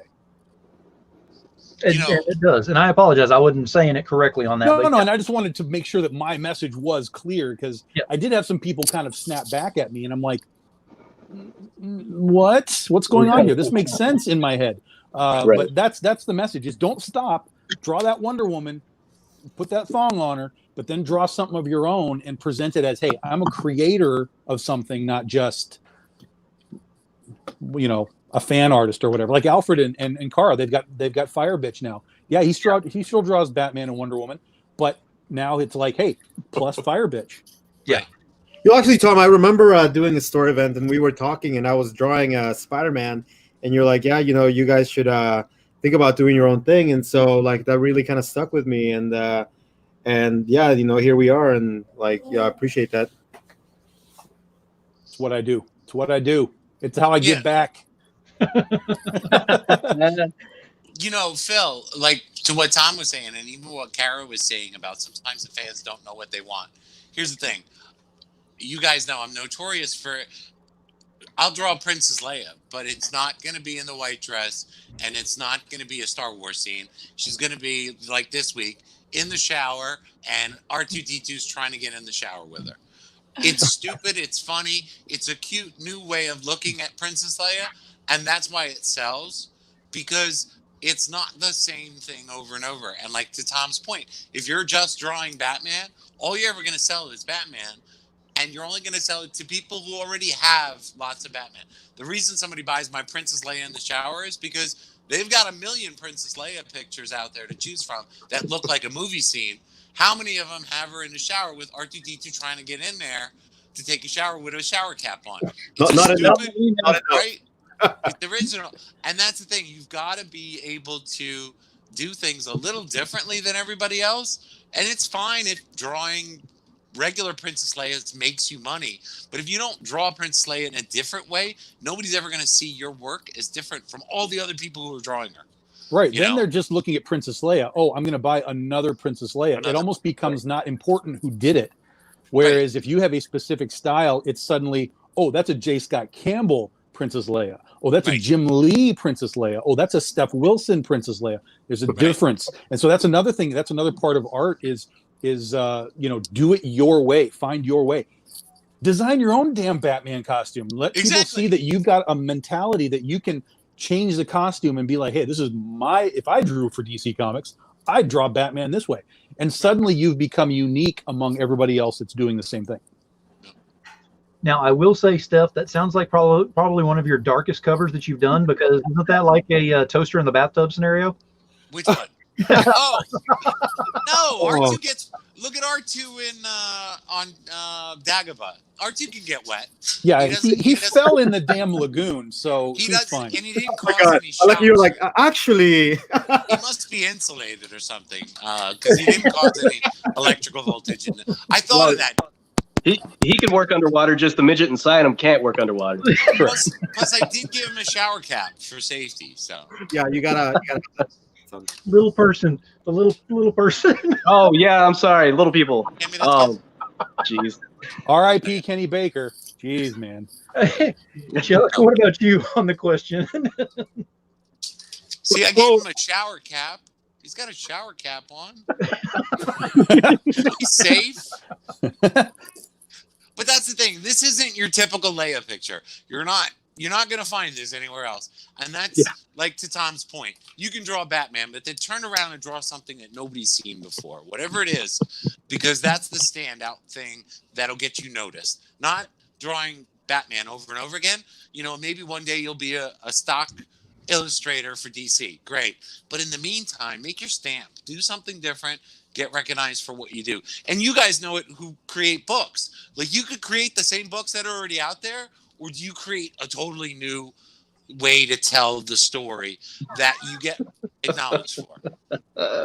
Yeah, it's like when CB Zane on the Artist Alley Shopping Network, when he drew the robot unicorn. Yeah, he Right. drew some other girls on there too, but everybody was like, dude, remember that robot unicorn?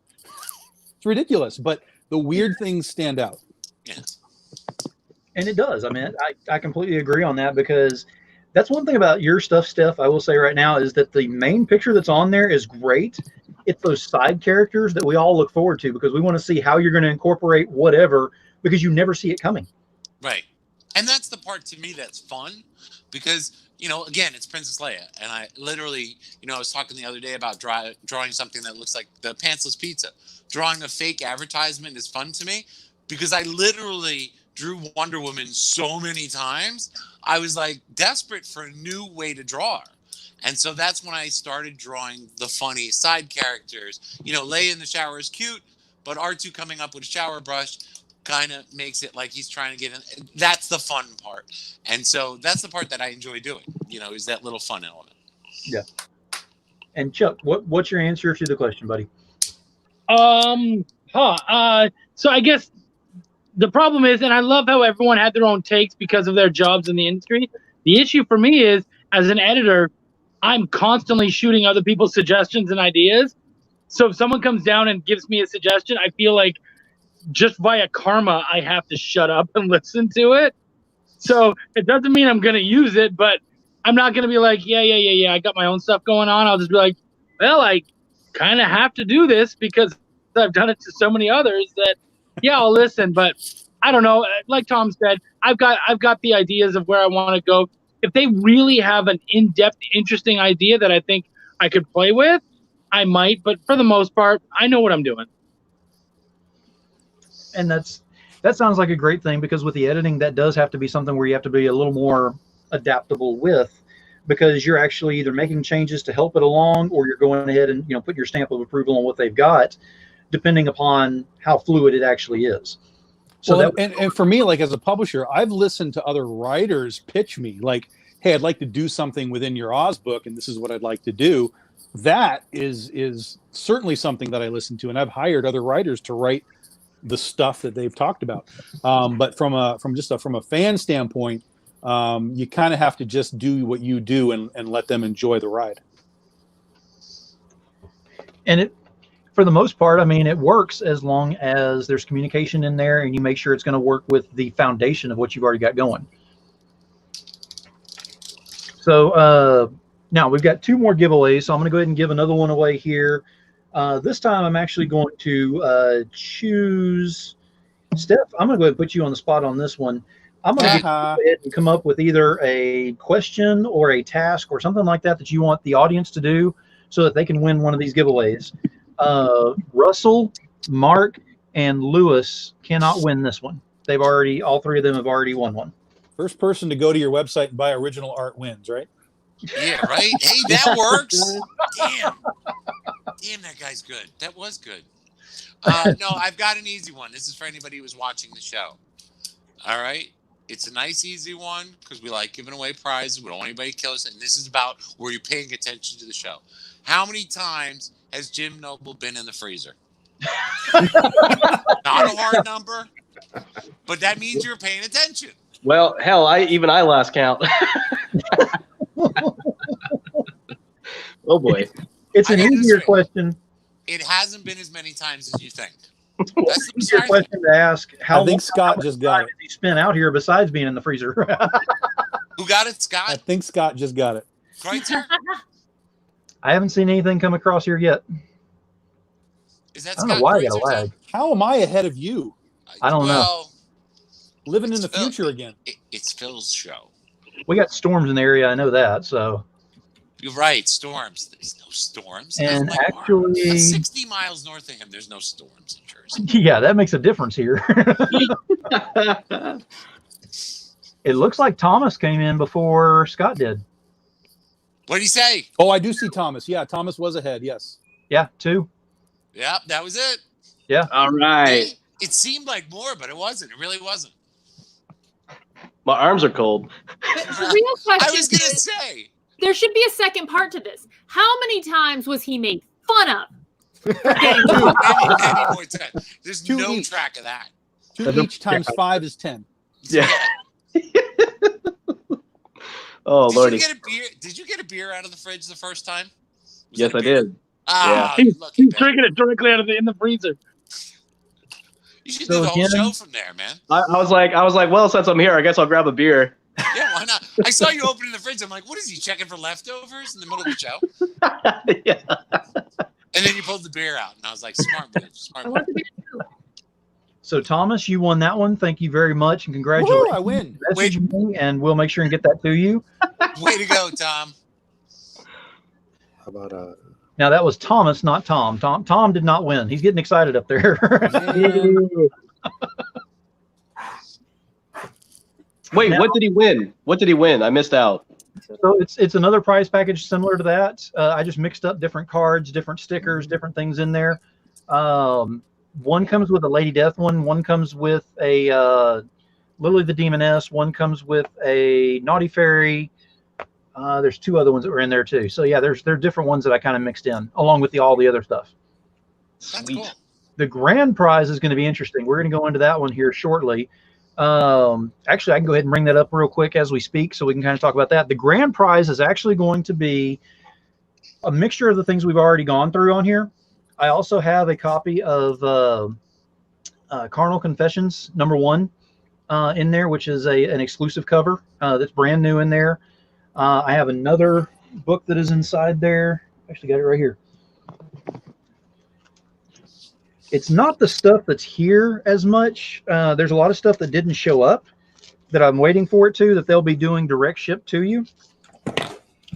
But there are some other things as well. So we've got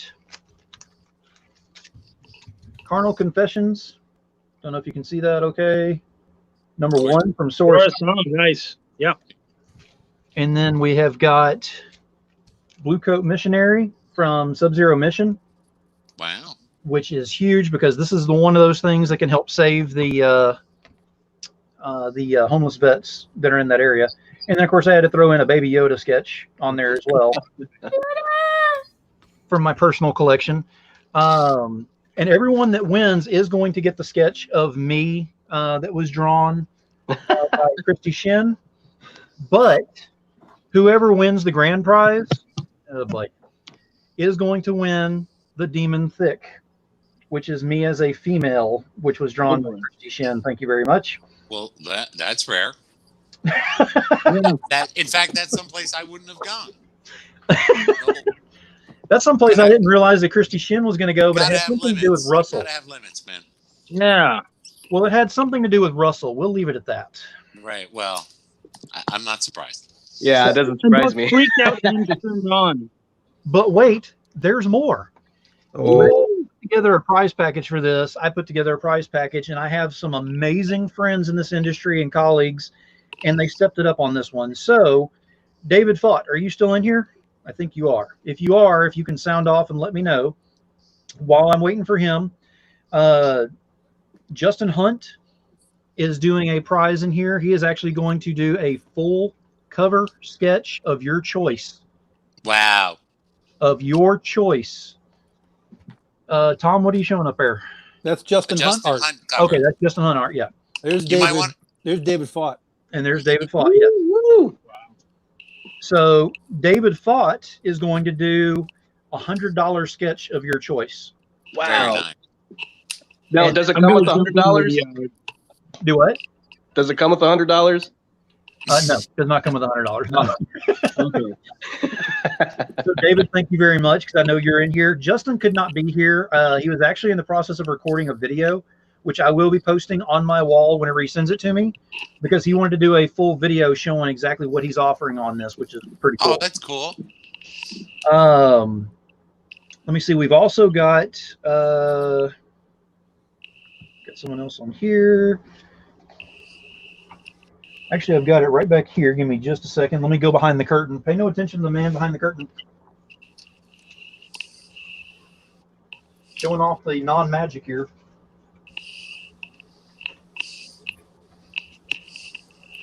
I thought I had it around here, but I did not. So this one is from Tony Kuros. I had him on as a guest. We discussed quite a few things. I asked him if he would be interested in possibly donating something. I thought he would do like a small sketch or something. He went a little bit higher than that. He actually went... Jim, you're not eligible, sorry. Oh, man. Wow. So there is Well, damn.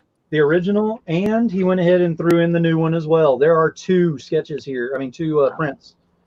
So these are part of it as well. That's This is a cool. huge prize package that I am Fantastic. more than happy to have. What? That's sick. Oh, that's awesome. So you're going to have to work for this last one. There will be a task involved in that, which I will be delegating out for that. Tom does have one last giveaway that he was going to do, just to go ahead and make it 5. Which one was that one? That was, And everybody's already doing won it. crazy shit, so I'm going to upgrade it. We're going to do a set of all 5 goth covers. Oh, man. And Phil, I already won it. I checked. I checked the results. Damn. let me go ahead and throw my name in on this one real quick. Hang on, just I'm No. joking. No, I'm not. So you're going to get Wow. all 5. Oh, Wow. that one's cool. That one right there. That's a good Yeah, what do I got to do to get the grand prize? one. Get one of your friends to tune into YouTube right now. And you can feed him the answer. I'm trying to think right now. Who do I know who can get on YouTube in 2 seconds? Well, who do I know that hasn't won? Right. Now, Tom, I'm going to leave this one to you since it's your prize package. If you want to go ahead and come up with whatever you want for question, task, whatever, for your last one there. Yeah, this is easy. We're going to just take Steph's way of doing it to see if you've been paying attention to the show. And all you got to do is tell me, how many times have I appeared on this show with Phil? Oh, that's good. Oh, nice. Right from the start of the show, too. Simple as that. How many times have I been on the show? This is an award for somebody who sat through the whole show. Now, remember, Mark, Lewis, Thomas, and Russell not eligible on this one. Has to be somebody else on this one. Scott has got it. And I know I'm Right. living in the future, but Scott Oh, has yeah, got there it. we go. Is Yeah, that Scott. Kreutzer? Scott Kreutzer? Yep. Scott, how are Yes. you, man? He's been stalking me all week. 5 times. 5 times. Way to 5 go, times. Scott. Scott, Well, you're in the so Tom, you're in the 5 Timers Club. Correct. Did you get your own jacket and everything? I got a belt and the whole deal, man. Phil, I need to start making some appearances. I want to be in the 5 Timers Club. Now, technically, you have more appearances on Unscripted than anybody else, so you're still holding that title. Yeah. But Tom's planning on being on there as well, so you never know. He may surpass you if you keep Yeah. it. Better not miss a show, man. Especially if my phone melts. Yeah, Oh, man. if you're on 6 times, you get a jacket. There's a demon filled Scott? jacket you get. It's like a black satin thing, kind of sharp. Yeah. Scott, congratulations. You got that one. You will be getting in touch with Tom on that one. He'll send that to you. I do ask that everyone who is Awesome, way getting to go, prize Scott. packages, well, everyone that's getting prize packages, if you will, please do unboxings whenever you get them, and then go ahead and tag us so that we can go ahead and see that whenever you do that, because we'd like to be able to see that and kind of share that out with the rest of the community as well, and hopefully get some more people involved in this next time. Yeah, So, Scott, I'll throw these books in with all your doghouse books from Wednesday. No problem. We'll just put it all together for you. It's kind of cool because Scott's a bit of a super fan, so that's really cool that he got it. Definitely. Yeah. All right. So, Well, he actually, let me pull this book back out. He actually has this tattooed on him. Oh, What? really? Yeah, that's a tattooed? profile picture too. Oh man. Hey, wow, that's freaking awesome. that's the new Ursa cover, right? That's correct. Yep. Wow. Yeah, Wow. it's all well and fine until he decides he likes Wizard of Dorothy better, and then he's got to change his tattoo. So, He's got more than one arm, dude. oh, that's true. That's true. Are you sure? Did you count? He could have 1. He could have 2. He could have 3. It's Yeah, you just have to have everything's- you just work on the beady eye sleeve. That's all. You just Oh. put it all the whole Yeah, arm. wait till he gets the critter butt tattoo, then you won't be happy. Tramp know, stamp. You let Critter the tramp stamp. you got to let the fans do what they do, man. That's true. How cool is that, Tom, to see your creations tattooed on someone's body? It's crazy, and I've seen it like 8 times now. It's nuts. Wow. Yeah.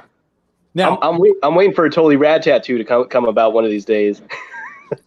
You'd it'll be think there. The appeal of just like sailors would love your work, your style of work for tattoos. Yeah, if Hell only yeah. Jim knew some sailors. Yeah, right. If you knew some, right? If you had any Right. connections. Oh yeah, I know a bunch of submariners, but oh boy, yeah. Talk about the semen that you know. Oh boy. Oh, boy. I know more seamen than sea women. Oh, You know what's really this is how you get blocked on YouTube. what's really funny is, I was on submarines in the Navy, but I kind of like when they write history books about it, 50 years from now, when they say, they integrated women on submarines, I was actually on one of the first subs to have women on it. However, out of the 150 dudes, there was only 3 women, and some of those women were a lot manlier than the 150 dudes that were on there. Now let me Including myself.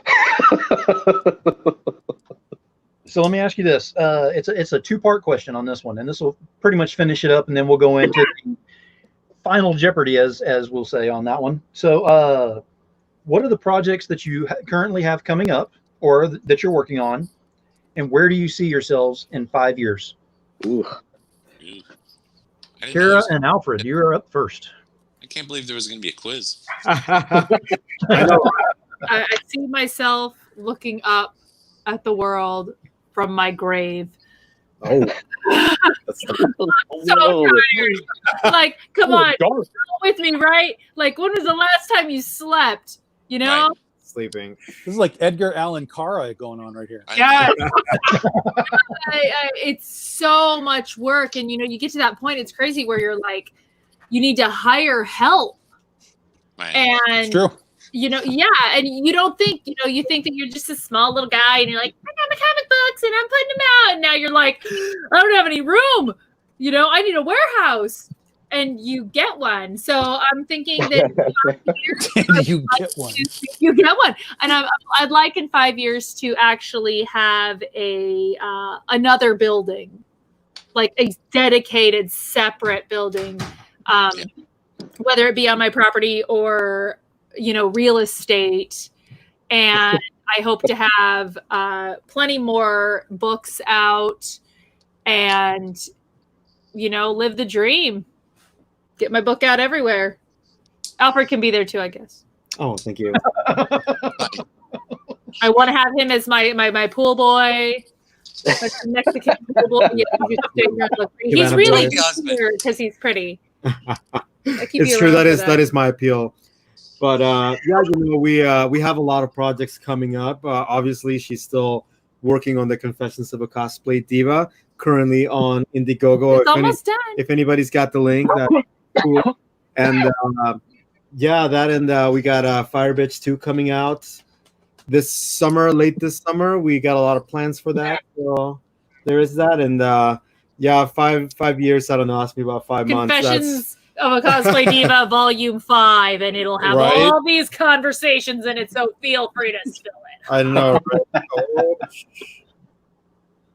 Tom, what about you? Well, the most current thing, there's two things that are happening really closely right now. First is the 10-year anniversary of Critter behind me here. So we're going to be doing a hardcover anniversary edition coming up in July on Kickstarter. So we're really excited about that. It'll be our first ever hardcover book. We'll be remastering the book, getting all the edits right and everything. Because when I started Critter 10 years ago, man, I had no editor. So I'm letting my current editor run through the old scripts and clean it up. And so we'll have a nice, fresh presentation for it. And then in September, the spinoff from Critter, the Goth Critter, Catnip, that will be part of our what we are calling ClickCon on Kickstarter, which will be a group effort Kickstarter with myself, CB Zane, and Wendy Shaner for a big 64-page, essentially an anthology. We're each going to have our own character, but it will be a full-size story for each one, 20 pages for each character. So you're getting 3 full-size stories in one big 64-page book. And that's what we're going to be doing in September. And then in 5 years, the 15th anniversary of Big Dog Inc. Will also be the 10-year anniversary for Scheherazade. So I am sure we will have lots of anniversary goodies for that as well. Does that mean we might have some covers done by some of the, you know, who do we know as well-known cover artists that we could possibly get a hold of to do that? Oh, I don't know. I don't know any artists. I know one, but he's a hack. Now, what about you, Steph? Same question. Coming up, well, currently I have Totally Rad Comics, covers for Jim, covers for Rax on Totally Rad Comics, and that's on Kickstarter. Scorpiana covers on Kickstarter, the Bomber covers, which are really cool. Coming up, I've got Lily the Demoness, a cover on that. Wendy's Kickstarter, June 24th. A couple covers on there. You'll see the first debuts. I know I did one with Tad, but it hasn't been published yet. You'll see the first debuts of metalled and jeweled covers of mine. So that's really exciting. That's the immediate future because I've got other books with Jim coming up and other books coming out. Titles that I was so excited to get onto that just took forever to produce, like Sisterhood, Sister Mercy, Catnip coming up for ClickCon. So, you know, and there's some titles out there that, you know, like Sisterhood or whatever, working with Richard Boom, that were just a dream of mine, you know, just something to do. 5 years from now, I'd definitely like to be past an art book stage where we've been putting it together. And I'm not talking about a rehash. I'm talking about sitting down and creating, say, 20 or 30 new pages of art so that somebody can buy a book of new art. I mean, an anthology is great for your back stuff when you're an artist after you've got a ton of stuff out there. But I would like to create a book for fans of just where they could just have my artwork. So that I would like to be within the 5-year mark, definitely. And like Kara was saying, part of it is time. Finding the time to have a personal life once again, maybe 5 years from now, where the shipping and stuff like that I have to do on a weekly basis and stuff, where a lot of that can be more compartmentalized in a better way, perhaps some sort of help, so that I can focus on doing art and enjoying my life. That's my 5-year goal, is to be able to enjoy my life while doing this. Right now, it seems like this is, you know, out of necessity, taking over 90% of my life. So, which does make sense because we do see Steph work on a lot of things, and then all of a sudden a new project comes up, and all of a sudden there's Steph And then there's a project coming up a week later, and there's Steph, and I'm like, holy crap, how is he replicating himself this fast? And you gotta ride the wave. I know it's taken a lot of time out of the rest of my life, but you gotta ride the wave and hustle it while it's there. There's no sense hustling on a dry beach. I mean, when that wave comes in, take it, get it for everything it's worth, and build the relationships now that are gonna pay off later. It's just at some point I would like to reclaim my personal life and go back to Paris without thinking about comics for a week. Now, Jim, within 5 years, are you planning on getting a new phone or a new freezer, maybe, hopefully? Hey. So, what was the question again? What are you doing now, and what are you doing 5 years from now? Oh, okay. Okay, I'm doing a lot right now. I got my current Kickstarter, Totally Rad Life of Violet #3/Rax #1. That's going on right now. It's going on for another 26 days. And then I also have the Roxy Feelgood Summer Special, which is available for pre-order right now on totallyradcomics.com/bigcartel. That releases in July. It actually releases the day after my Kickstarter ends for Violet. And then in August, I have the Totally Rad Adventures of Zira, which is about a sexy cave woman that's coming out in August. That's going to be also on my web store only. It won't be crowdfunded. In October, I have another Kickstarter coming out. That's going to be the Roxy Feelgood #1 and the Neon, the Next Victim, my 80s slasher #1, created and written by Giovanni Barunda. And 5 years from now, man, I'm telling you, I'll be on the totally rad island somewhere out in the Philippines with my 5 wives and my 20 sons, just living it up on that island after doing all the Totally Rad books for the last 5 years. Chuck, what about you? Oh, wow. Awful lot of books that I'm editing. Awful lot of cool stuff coming out. For writing, before the end of the year, I believe we're going to see another Belial. We're going to see another Welcome to the Void. We're going to, I have a lot of short stories that I'm doing.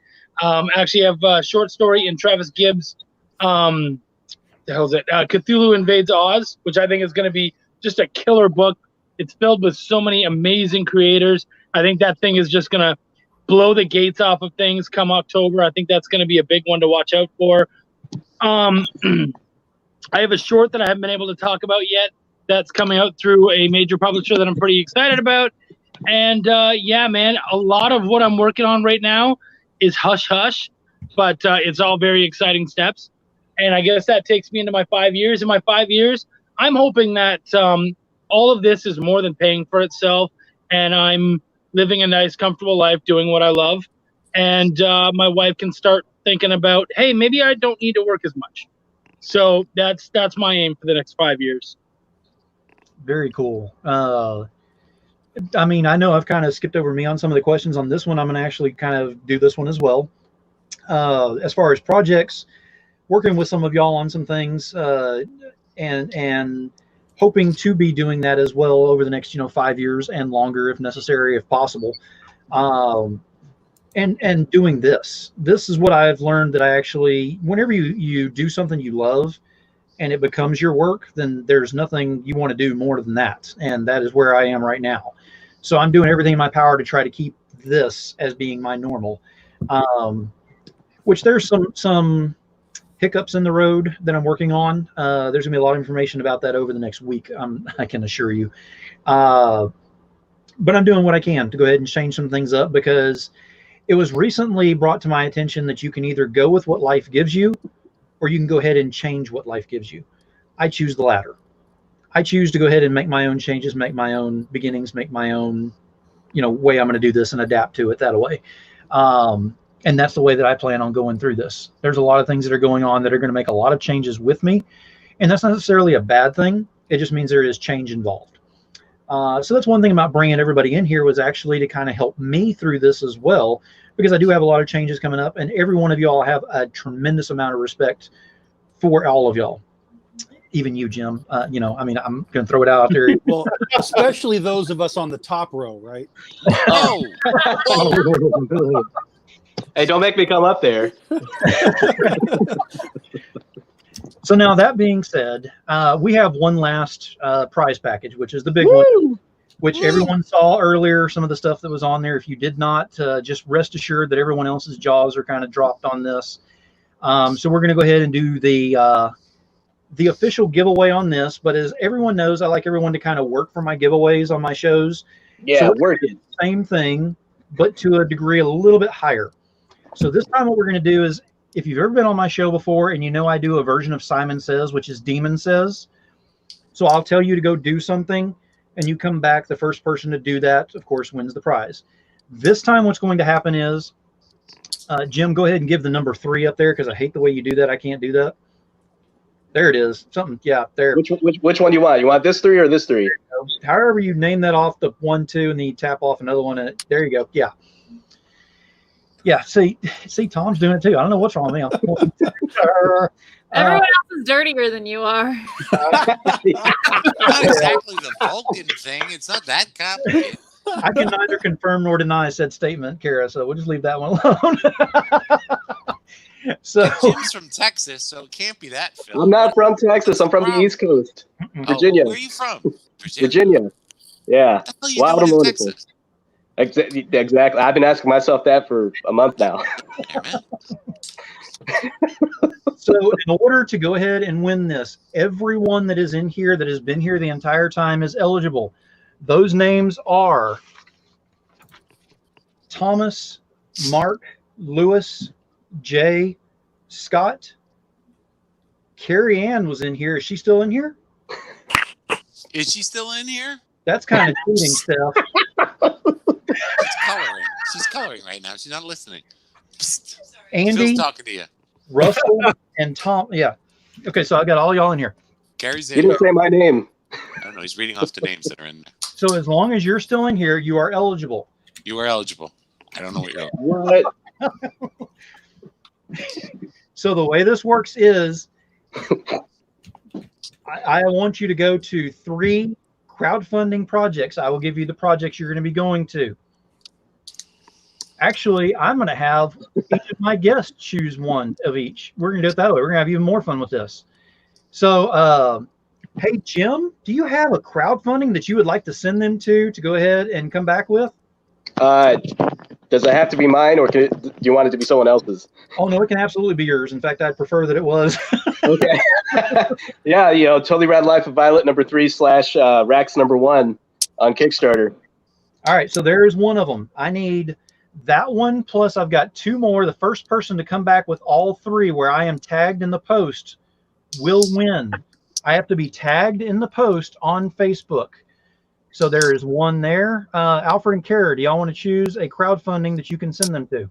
Yes, we want to choose our own Confessions Confessions of a Cosplay Diva on Indiegogo. on Indiegogo. We are only about 20. What are we? 2,500, or are we 2,000 away from our final big stretch goal? Ooh.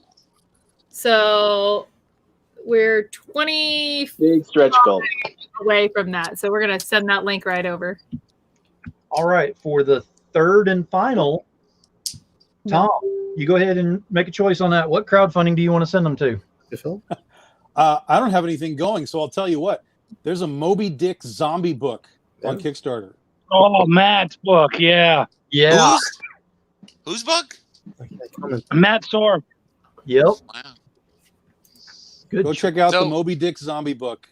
Is Moby Dick the zombie? Yes. So Oh, the whale is the zombie. you sold me on Dick. Third book. I would imagine he wouldn't be very seaworthy. Okay.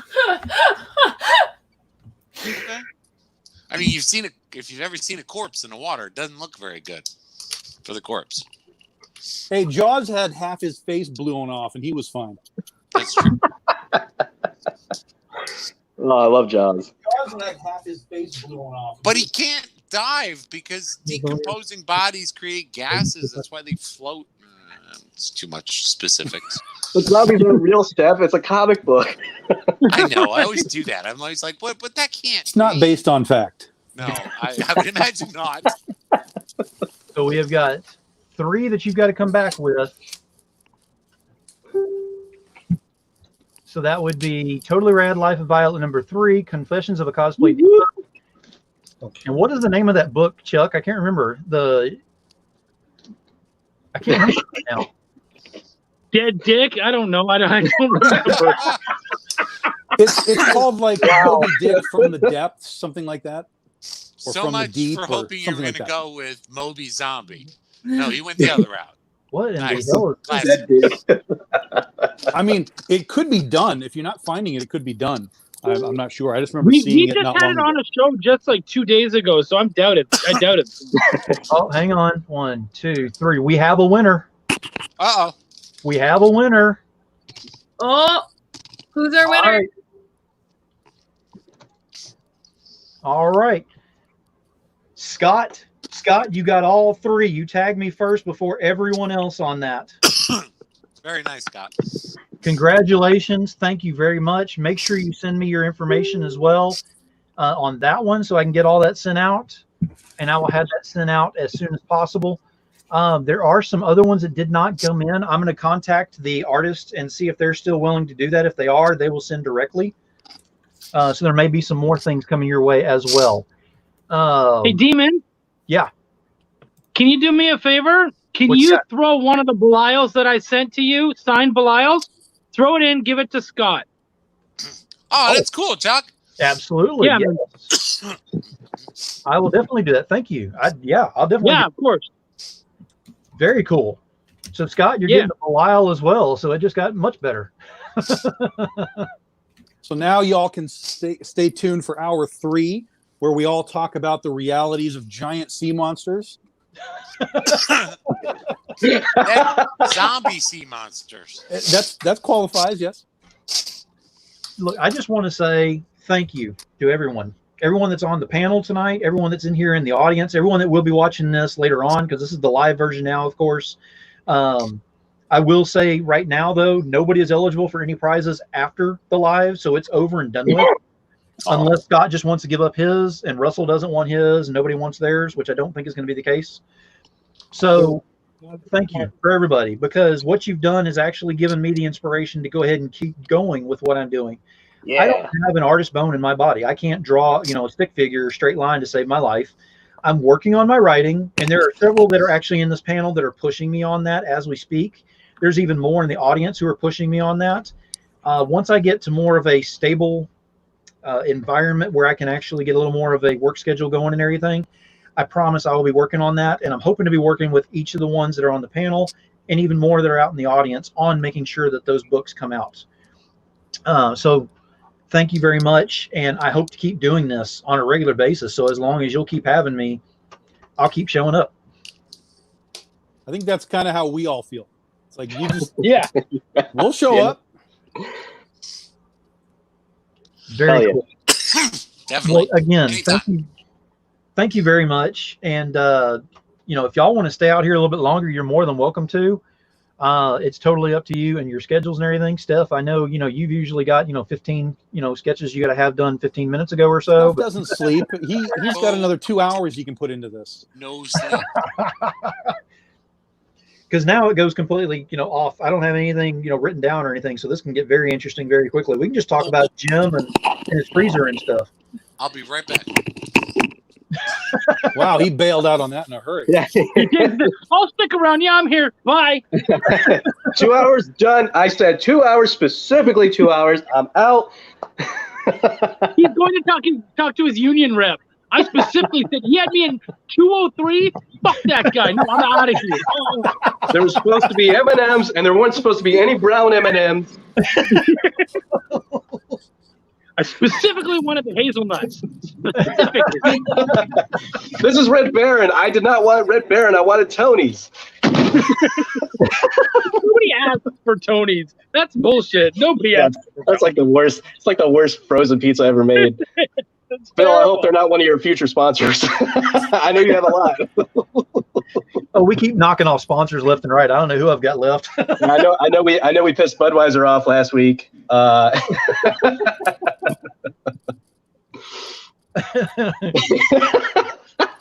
Eventually, I'm gonna have to say, "Hey, Tom, can I get BDI to sponsor us?" I'm still looking for that Red Lobster sponsorship. I mean, I take my crew there every single con. We go anywhere in the country. Where are we going to dinner tonight? Stop asking. You know where we're going. It's Red Lobster. Why Red Lobster? Well, it became a thing, sort of, somehow. I mean, I just always liked it when I was a kid. I'd go to Red Lobster for my birthday or whatever. And so we were at cons, and no one could ever decide where they wanted to go. I was always open. Like, you guys decide. Like, there's like 10 people trying to make a decision. And I'm like, guess what? We're going to Red Lobster because none of you can make up a decision. And so that just happened enough times that it was like, yeah, we know what's happening here. In fact, for C2E2 last year, and this is the first and only time this has happened so far, we actually went 2 nights in a row. Wow. And when we got there the second night, the guy comes up and he gives us the spiel. Hey, I'm such and such, and I'm going to be your waiter. Hey, how's it going? Let me get your drinks. Yep. What do you want? Blah, blah. And he says, so let me tell you about our specials. I'm like, stop right there. We were here last night. We heard everything you're going to tell us. We know what's on the menu and we know what we want. So it was bang, bang, bang, bang. Here, we're done. And he looked at me like I was from another planet. And for the rest of the night, he was so flustered. He just didn't know what to say because we threw him off his script. And I felt bad, but I mean, we had it down. We knew what we were doing. So, you know. I like That's how it goes in those TV biscuits. Oh, the biscuits are great, man. Oh, God. Yeah, they're not the same whenever you buy them from the grocery store and make them yourself. Oh, never do that. Never do that. That's blasphemy, man. That's like, freaking, I don't know. I had a good example, but it's too dirty, so I won't say it. It's like calling a sex line and then telling them, "Can you please use my wife's name?" All right, like. Actually, no, calling them up and say, "Can you please keep your clothes on for this?" Well, they'll deliver now. Just order some and they'll bring it to you. Wait, Red Lobster? Yeah, Red Lobster. Yeah. Well, now, yeah. Everything does now, but yeah, they were doing it anyway. But yeah. Does anybody go there for the seafood? Just Of course. The name of the restaurant. Of course. The atmosphere. See, the way you are with Red Lobster, I'm the same way with Red Robin. Kind of ironic they both have the red in the name. Red Robin's like, that's my go-to. I've been there. I've surpassed the burger thing. Like, I'm not a burger guy really anymore. Yeah. So I'll go to Red. I'll go there and eat, but the burger places are not on the top of my list anymore. Oh wow. Starving. Unless it's In and Out. If I go out west, I'm talking about food, and now I'm like, I know. I'm like, I want food now. Yeah, I know. Like, I'm starting to get hungry. Like, I could go down the road and get some Whataburger. I know Phil hates it when I say I'm getting Whataburger because he doesn't have it in New Jersey.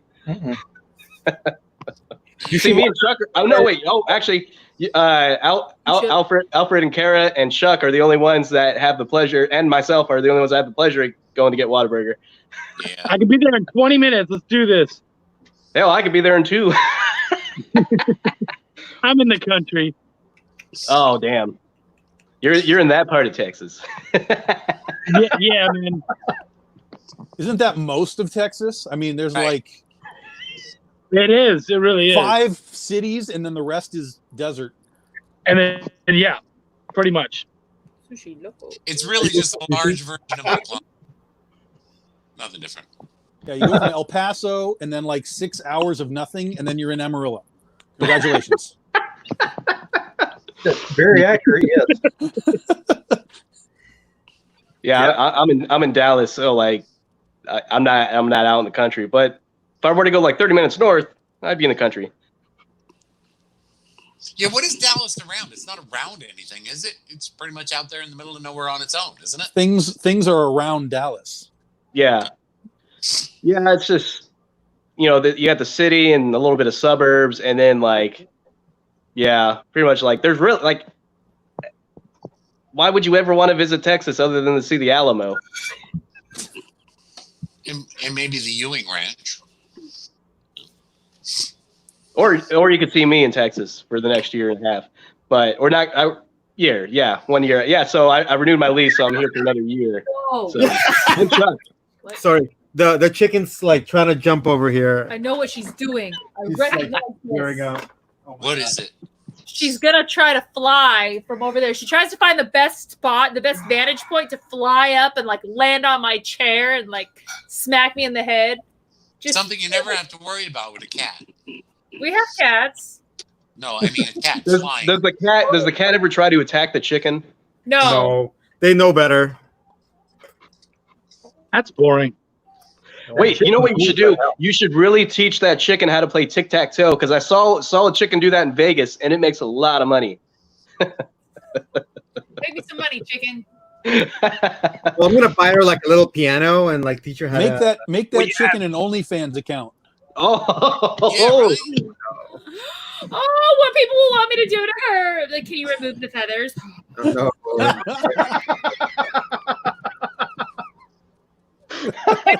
Steps of her laying an egg. oh. No, we do not. Oh God. Oh no. Somebody put that chicken on the Jim's next cosplay. book, chicken porn. Oh no. Don't do it, Jim. The leave button. It's The not even leave button. Saturday. Yeah, I think we're rolling into unscripted.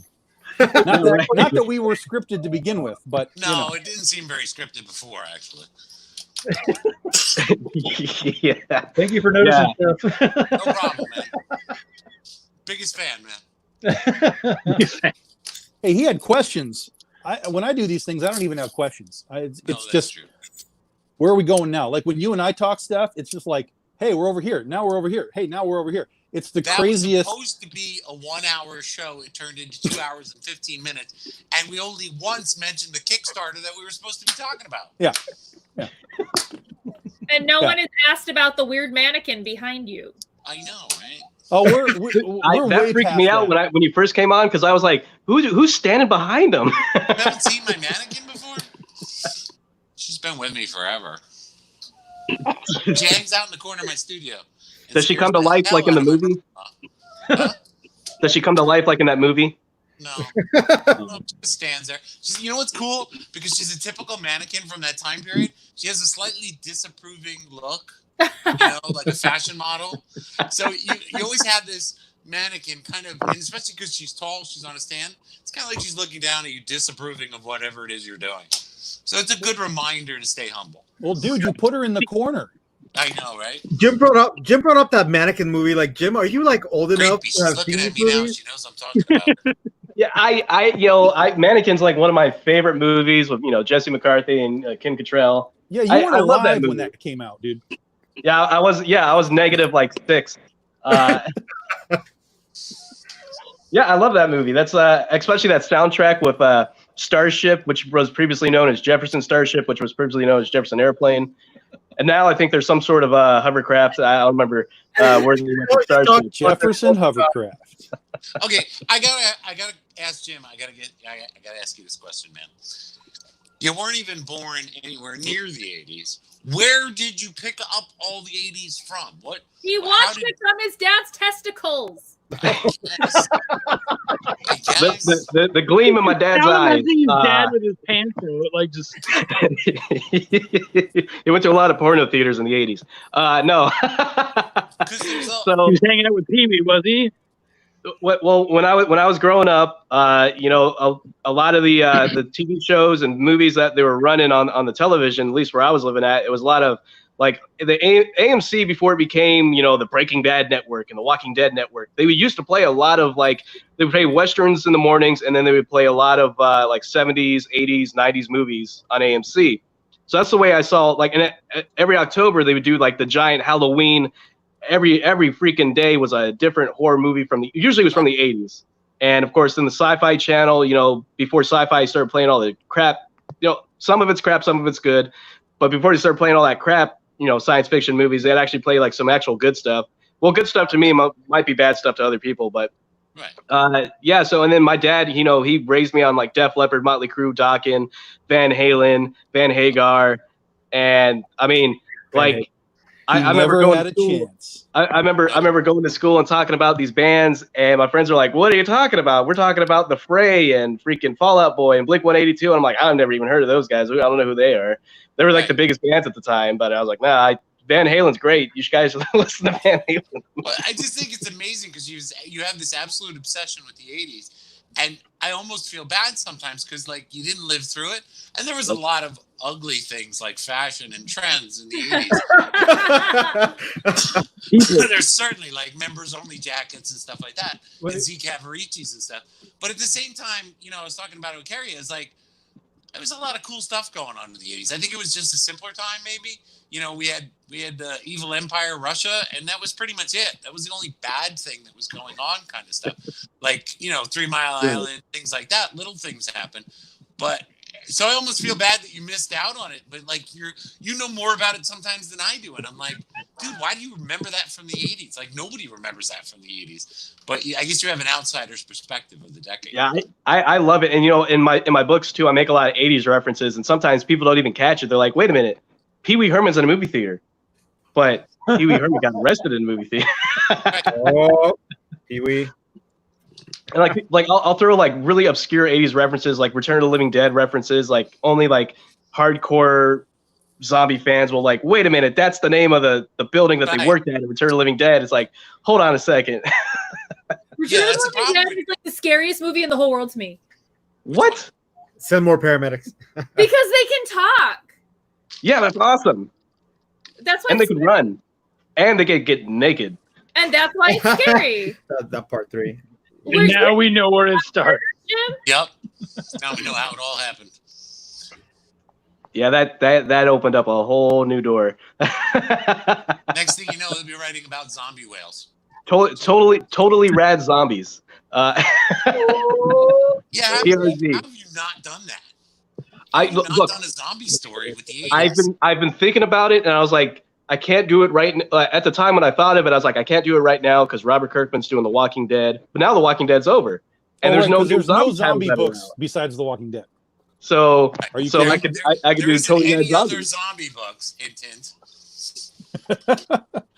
He's got one. Everybody can write a zombie book.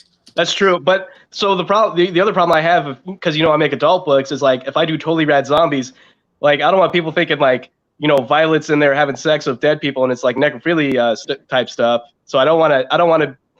If I do it, I don't want it to be an adult book where people are thinking, people who see it and know my books think, oh, so zombies are just having sex with women in this. It's like, no, I'm not gonna do that. See, if you have zombies having sex with each other, it's not necrophilia, and you're fine. Exactly. That's how you get over that. Come on, man. Or maybe This is why I'm an editor. Maybe that's how they get infected by the zombie virus. They have sex with each other, and then they become zombies. Oh, it's an STD. That's it. We're all done. It's a zombie STD. Yeah. See, and now Jim, you got to think. You're sitting there, you're thinking zombies. You can't do this, whatever. Zombie Tramp is a sexy zombie. So right. Sexy zombies. It's like it can be done. It can definitely be done. Oh yeah, absolutely. Yeah, and I'm a huge Dan Mendoza fan too. So like, I don't want people thinking like I'm trying to steal his thunder either too. Like, well, yeah, you don't want to pick like a zombie tramp character, right? Exactly. Right. I don't think it would be a zombie. I don't think it would be a sexy zombie. I think it would be more of a world with zombies as opposed to just specific characters. Like, you know, maybe I would just have my totally rad characters like Violet show up, Neon shows up, you know, Roxy Feelgood, all my sexy clowns, a lot of licks. My newest sexy clown. You can guess what she's really good at. No. And Hootie McBoob and Bindi Bendinson. Yeah, that's the other thing. You know, I'm trying to break the barrier of scary clowns. I'm trying to turn everyone's fears into fantasies by creating sexy clowns. You know, like I don't want like all the stereotypical scary clown stuff. It's like, yeah, but like this one's naked and she's having fun. She's not killing people. She's taking her top off. Well, I saw I watched the movie It. We all saw It. I hated it. Oh my God, I hated it. Which one? Any of them? It. Well, the most recent two, whatever they are, however you want to call them. I hated both of them. But there were these cosplay chicks that were doing like sexy versions of It, and I'm like, yeah, I would watch that movie. I would watch. But whatever you gave me is junk. So go back and fix your formula. So that's what you got to do is find your way through it that way. Yeah, you Absolutely. Know, like how many times I get asked a commission, they want a girl in a jumpsuit obviously unzipped jumpsuit, and with a Jason mask on. I'm like, so you don't even want to see her face. You just want to see boobs and Jason's mask. That's I did really that too. that's the extent of this commission. Like, well, that's sophisticated. But apparently for some people, that kind of stuff. So a clown face with a sexy girl, apparently, is a no-brainer. I would think that's an easy one. Yeah, I didn't plan on her being as successful. Like her first appearance, the last Kickstarter I did, I wasn't planning on her to be a breakout character. I kind of did it as a joke, and now it's like my most popular character. And I was like, well, I guess I got to do other issues with her. Well, I don't, but like I'm having a lot of fun with it actually now. But like I created her, and I created Toasty, the killer toaster. So I was like, well, Toasty's either getting an ongoing series or it's going to be this clown. I'm going to go with the clown for now, but Toasty is coming. So,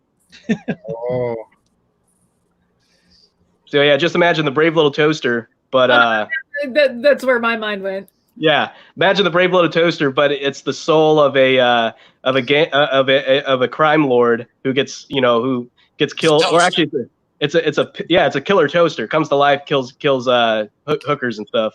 And has sex with the blender or something. I mean, well, this is a good book.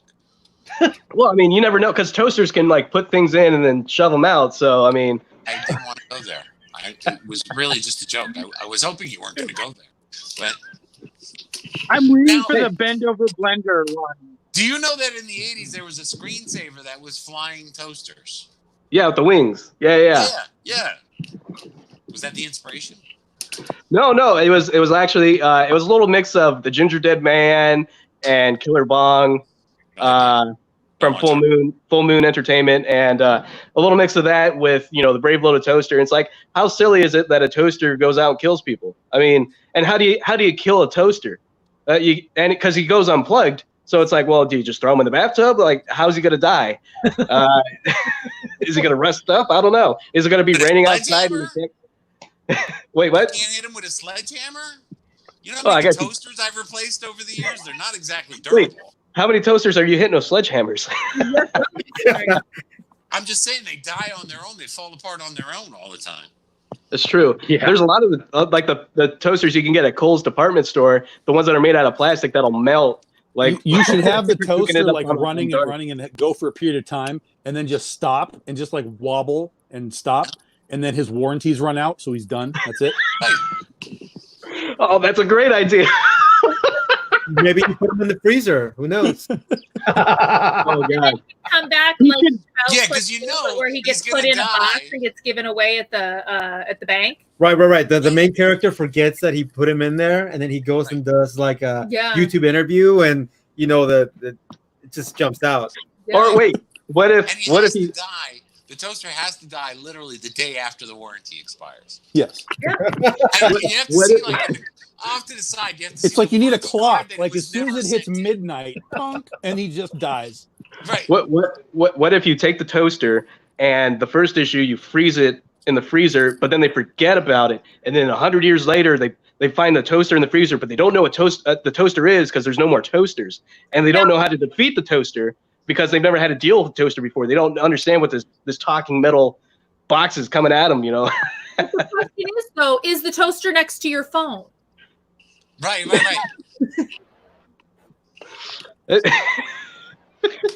See, I think you should get the toaster, and the toaster ends up on like an atomic field. It's bombarded with gamma rays, and then when it gets really angry, it becomes a toaster oven. Fuck yeah. Oh. And if you make toast in it after midnight, then it starts to extra like little pieces of toast, like little toast come out and take over. What if the bread that you put in it when it comes back out, they're like little evil bread men, or like evil Eggo waffles coming at you? Yeah. It transplants its own evil soul into the food that comes out. So yeah. Right. It contaminates the food. It makes the food that people eat evil. See, this is gonna be. And there's your zombies. This is gonna be my next Kickstarter. I'm gonna do a sexy toaster cover. I don't know how I'm gonna do it, but I'm gonna do it. You don't have to. You just Pop tell. Tarts. Steph, I got some ideas for Figure it you. out, I'm telling you. Shoot out Pop Tarts that fly. Oh, or like the toaster strudels, like you got to put the cream on. Wait. Toaster strudels. Never See, mind. there you go. I can't do anything. Now, are these bagel size slots or normal? Is it a 4 slice or a 2 slice? Hold on, let me look at the toaster I have. I'm gonna base it off my own personal toaster, and I could do it as a giveaway on the next Kickstarter. The original totally rad toaster. Yeah, it's just one of the generic. He's gonna be trying to fall asleep tonight, worried about some noise in the kitchen. Now, is your toaster a male toaster or a female toaster or both? He's a dude. Okay, so it wouldn't have boobs. No, but I could have a sexy lady holding him up, covering her boobs by holding the toaster. Absolutely. And then you could have it pop up and pop down. Oh, it could be. Oh, the toaster could. Oh, I could. Oh man, I would be hitting a whole new market. God. The toaster could be transsexual. He's gone. He's gone. Bagels and the little popper. Yeah. Oh, what if it's one of those toasters that you can put the hot dogs in? You seen those? Yes. Like the little wieners that you can fit in. Like I don't understand how you put a wiener. Well, No, don't finish that. Did your mom not talk to you about this? You didn't have to talk. You've been studying the 80s too long, man. Now, we discussed this earlier that Tom said he didn't want to hear the stories because then he'd start taking over and doing his own story that was like that. So Listen, I have notes everywhere. So it's a race to Kickstarter. Who's getting the toaster first? Princesses versus toasters. Tom, we could do like we could break Kickstarter. You and I could team up and create the ultimate big dog, totally rad toaster story. You see, and this is the funny thing. It sounds so bizarre and it sounds so stupid, but there are projects out there that have been crowdfunded that were so bizarre. That You're were going so to absolutely offer a bizarre. piece of toast. As long as people connect to it as a story, You they can don't take. care. You can make breadcrumb covers and just glue it to the cover. Yeah. There you go. Yes. Oh my God! Instead of the jeweled editions, it's the breadcrumb editions. Exactly. People would buy into the weirdness of that. I would just hate for the comic collector that buys the breadcrumb edition and then put it in one of their comic boxes and forget about it, and then they get a bunch of ants in their books. Right. Chuck, I got to ask, how would you even prepare to edit a book like that? A lot of I would just dive in. Yeah, well, yeah. I mean, that's usually the way it is, anyways. The evil little I'd toaster. I'd probably just get really, really high, and then I'd be like, "All right, let's do this thing." Let's do it. I'm telling you, some of the most epic things have been done just that way. It's like, what the hell? Let's do it. Listen, I mean- somebody came into a pitch meeting someday and at one point and said, "Okay, there's a tornado and there's sharks Yes. in it." That's Yep. got so many movies and had Oh so many celebrity cameos. Oh my God! It is. Yeah. Right? Yeah. Be closer to it. That's what it is. Like he said with Sharknado, it can be absolutely What happened? bizarre, but if it connects, Oh, boom. Your chair's broken. It's just like there's like I want to do a snake movie, but all the anaconda movies are big, so let's put them on a plane. Anaconda on a plane, snakes on a plane. There we go. Wait, what's that one with the earthquake with the worms underground? Tremors. Oh, Tremors. Tremors. Yeah, Kevin Bacon. stupid. Absolutely stupid. Goldmine. What? That movie was amazing. It's like Oh, it's Tremors. like if somebody who saw Dune got really high and tried to make their own version of it, minus the spice. It's like Rednecks and Dune, basically. Hey, Tremors is a great movie though. I love I love Tremors actually. But that's the thing. You love it. You don't know why you love it, or maybe you know you shouldn't love it, Well- but you do anyway. Well, it's just like Pauly Shore and Biodome. But I love Biodome, but it's like one of the worst movies ever made, apparently, according to the interwebs. Or like on that one. Biodome and what's the other? Oh, the Tom Green movie, Freddy Got Fingered. That's like one of the greatest comedies of all time. But it's like Yeah, I'm not supporting nobody's you on seen either it. one of those. Good movies. It's movies I grew up on. This is where I get my ideas from. I think we Oh should yeah, do like but there a were Tremors. horrible movies in the '80s. Like total Oh, yeah. Mannequin. What you're talking about, Mannequin was horrendous. Absolutely horrendous. I know, it was so great. And it had the guy from Police Academy. It's not a great movie. Yeah, but see, Guys in the telling me Mannequin was a 80s, great in the movie. 80s, they made movies that were bad, but they were good bad. You know what I mean? Like, there's bad movies. Like, that's a shitty movie. But you can watch a movie like Mannequin and be like, well, that was stupid. But you're laughing through the whole thing. And True. just, you know, having a good time with it. But it's not a great movie. No. But it's watchable. Right. Yeah, it's not the It's Oscar watchable. winner of the year. You know, it's not going to the Academy Awards. Well, I'm just comparing it to, like, say, Better Off Dead. I thought Better Off Dead, well, it was a stupid movie, was definitely better made as far as story-wise than Mannequin.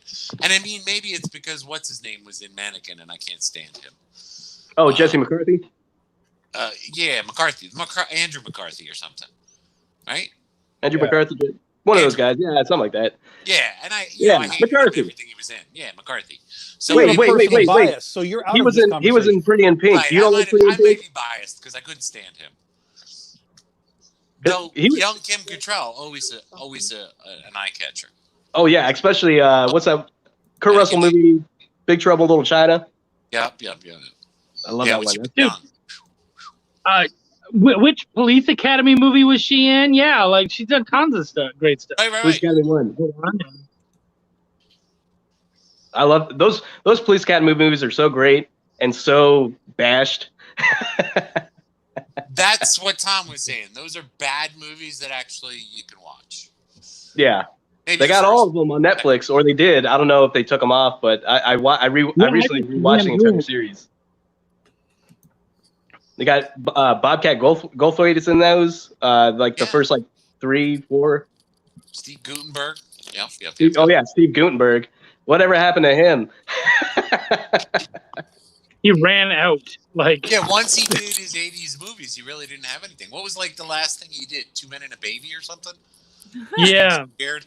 I think he disappeared. 3 Men and a Little Lady. 3 Men. Yeah, the sequel. 2 Men, 3 Men and a Baby. This is what arrived in the mail today. Oh, nice. On Blu-ray. Wow. But at least you lived then. You lived through it. Yes. So, you have a point of reference. All right, I think I'm going to go ahead and shut down the live portion of this. If we want to talk afterwards, we can and everything, but we're dropping like flies off here. As soon as we start talking about Mannequin and toasters, they're like, bloop. Yeah, we're done. To everyone No, they were like, oh, we can't win anything anymore?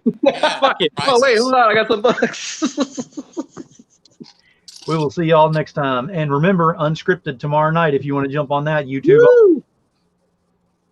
More toaster talk. I'll be there. Oh my God, yes. I'm gonna start drawing concept sketches. It's gonna be totally rad. I'm gonna find something to do.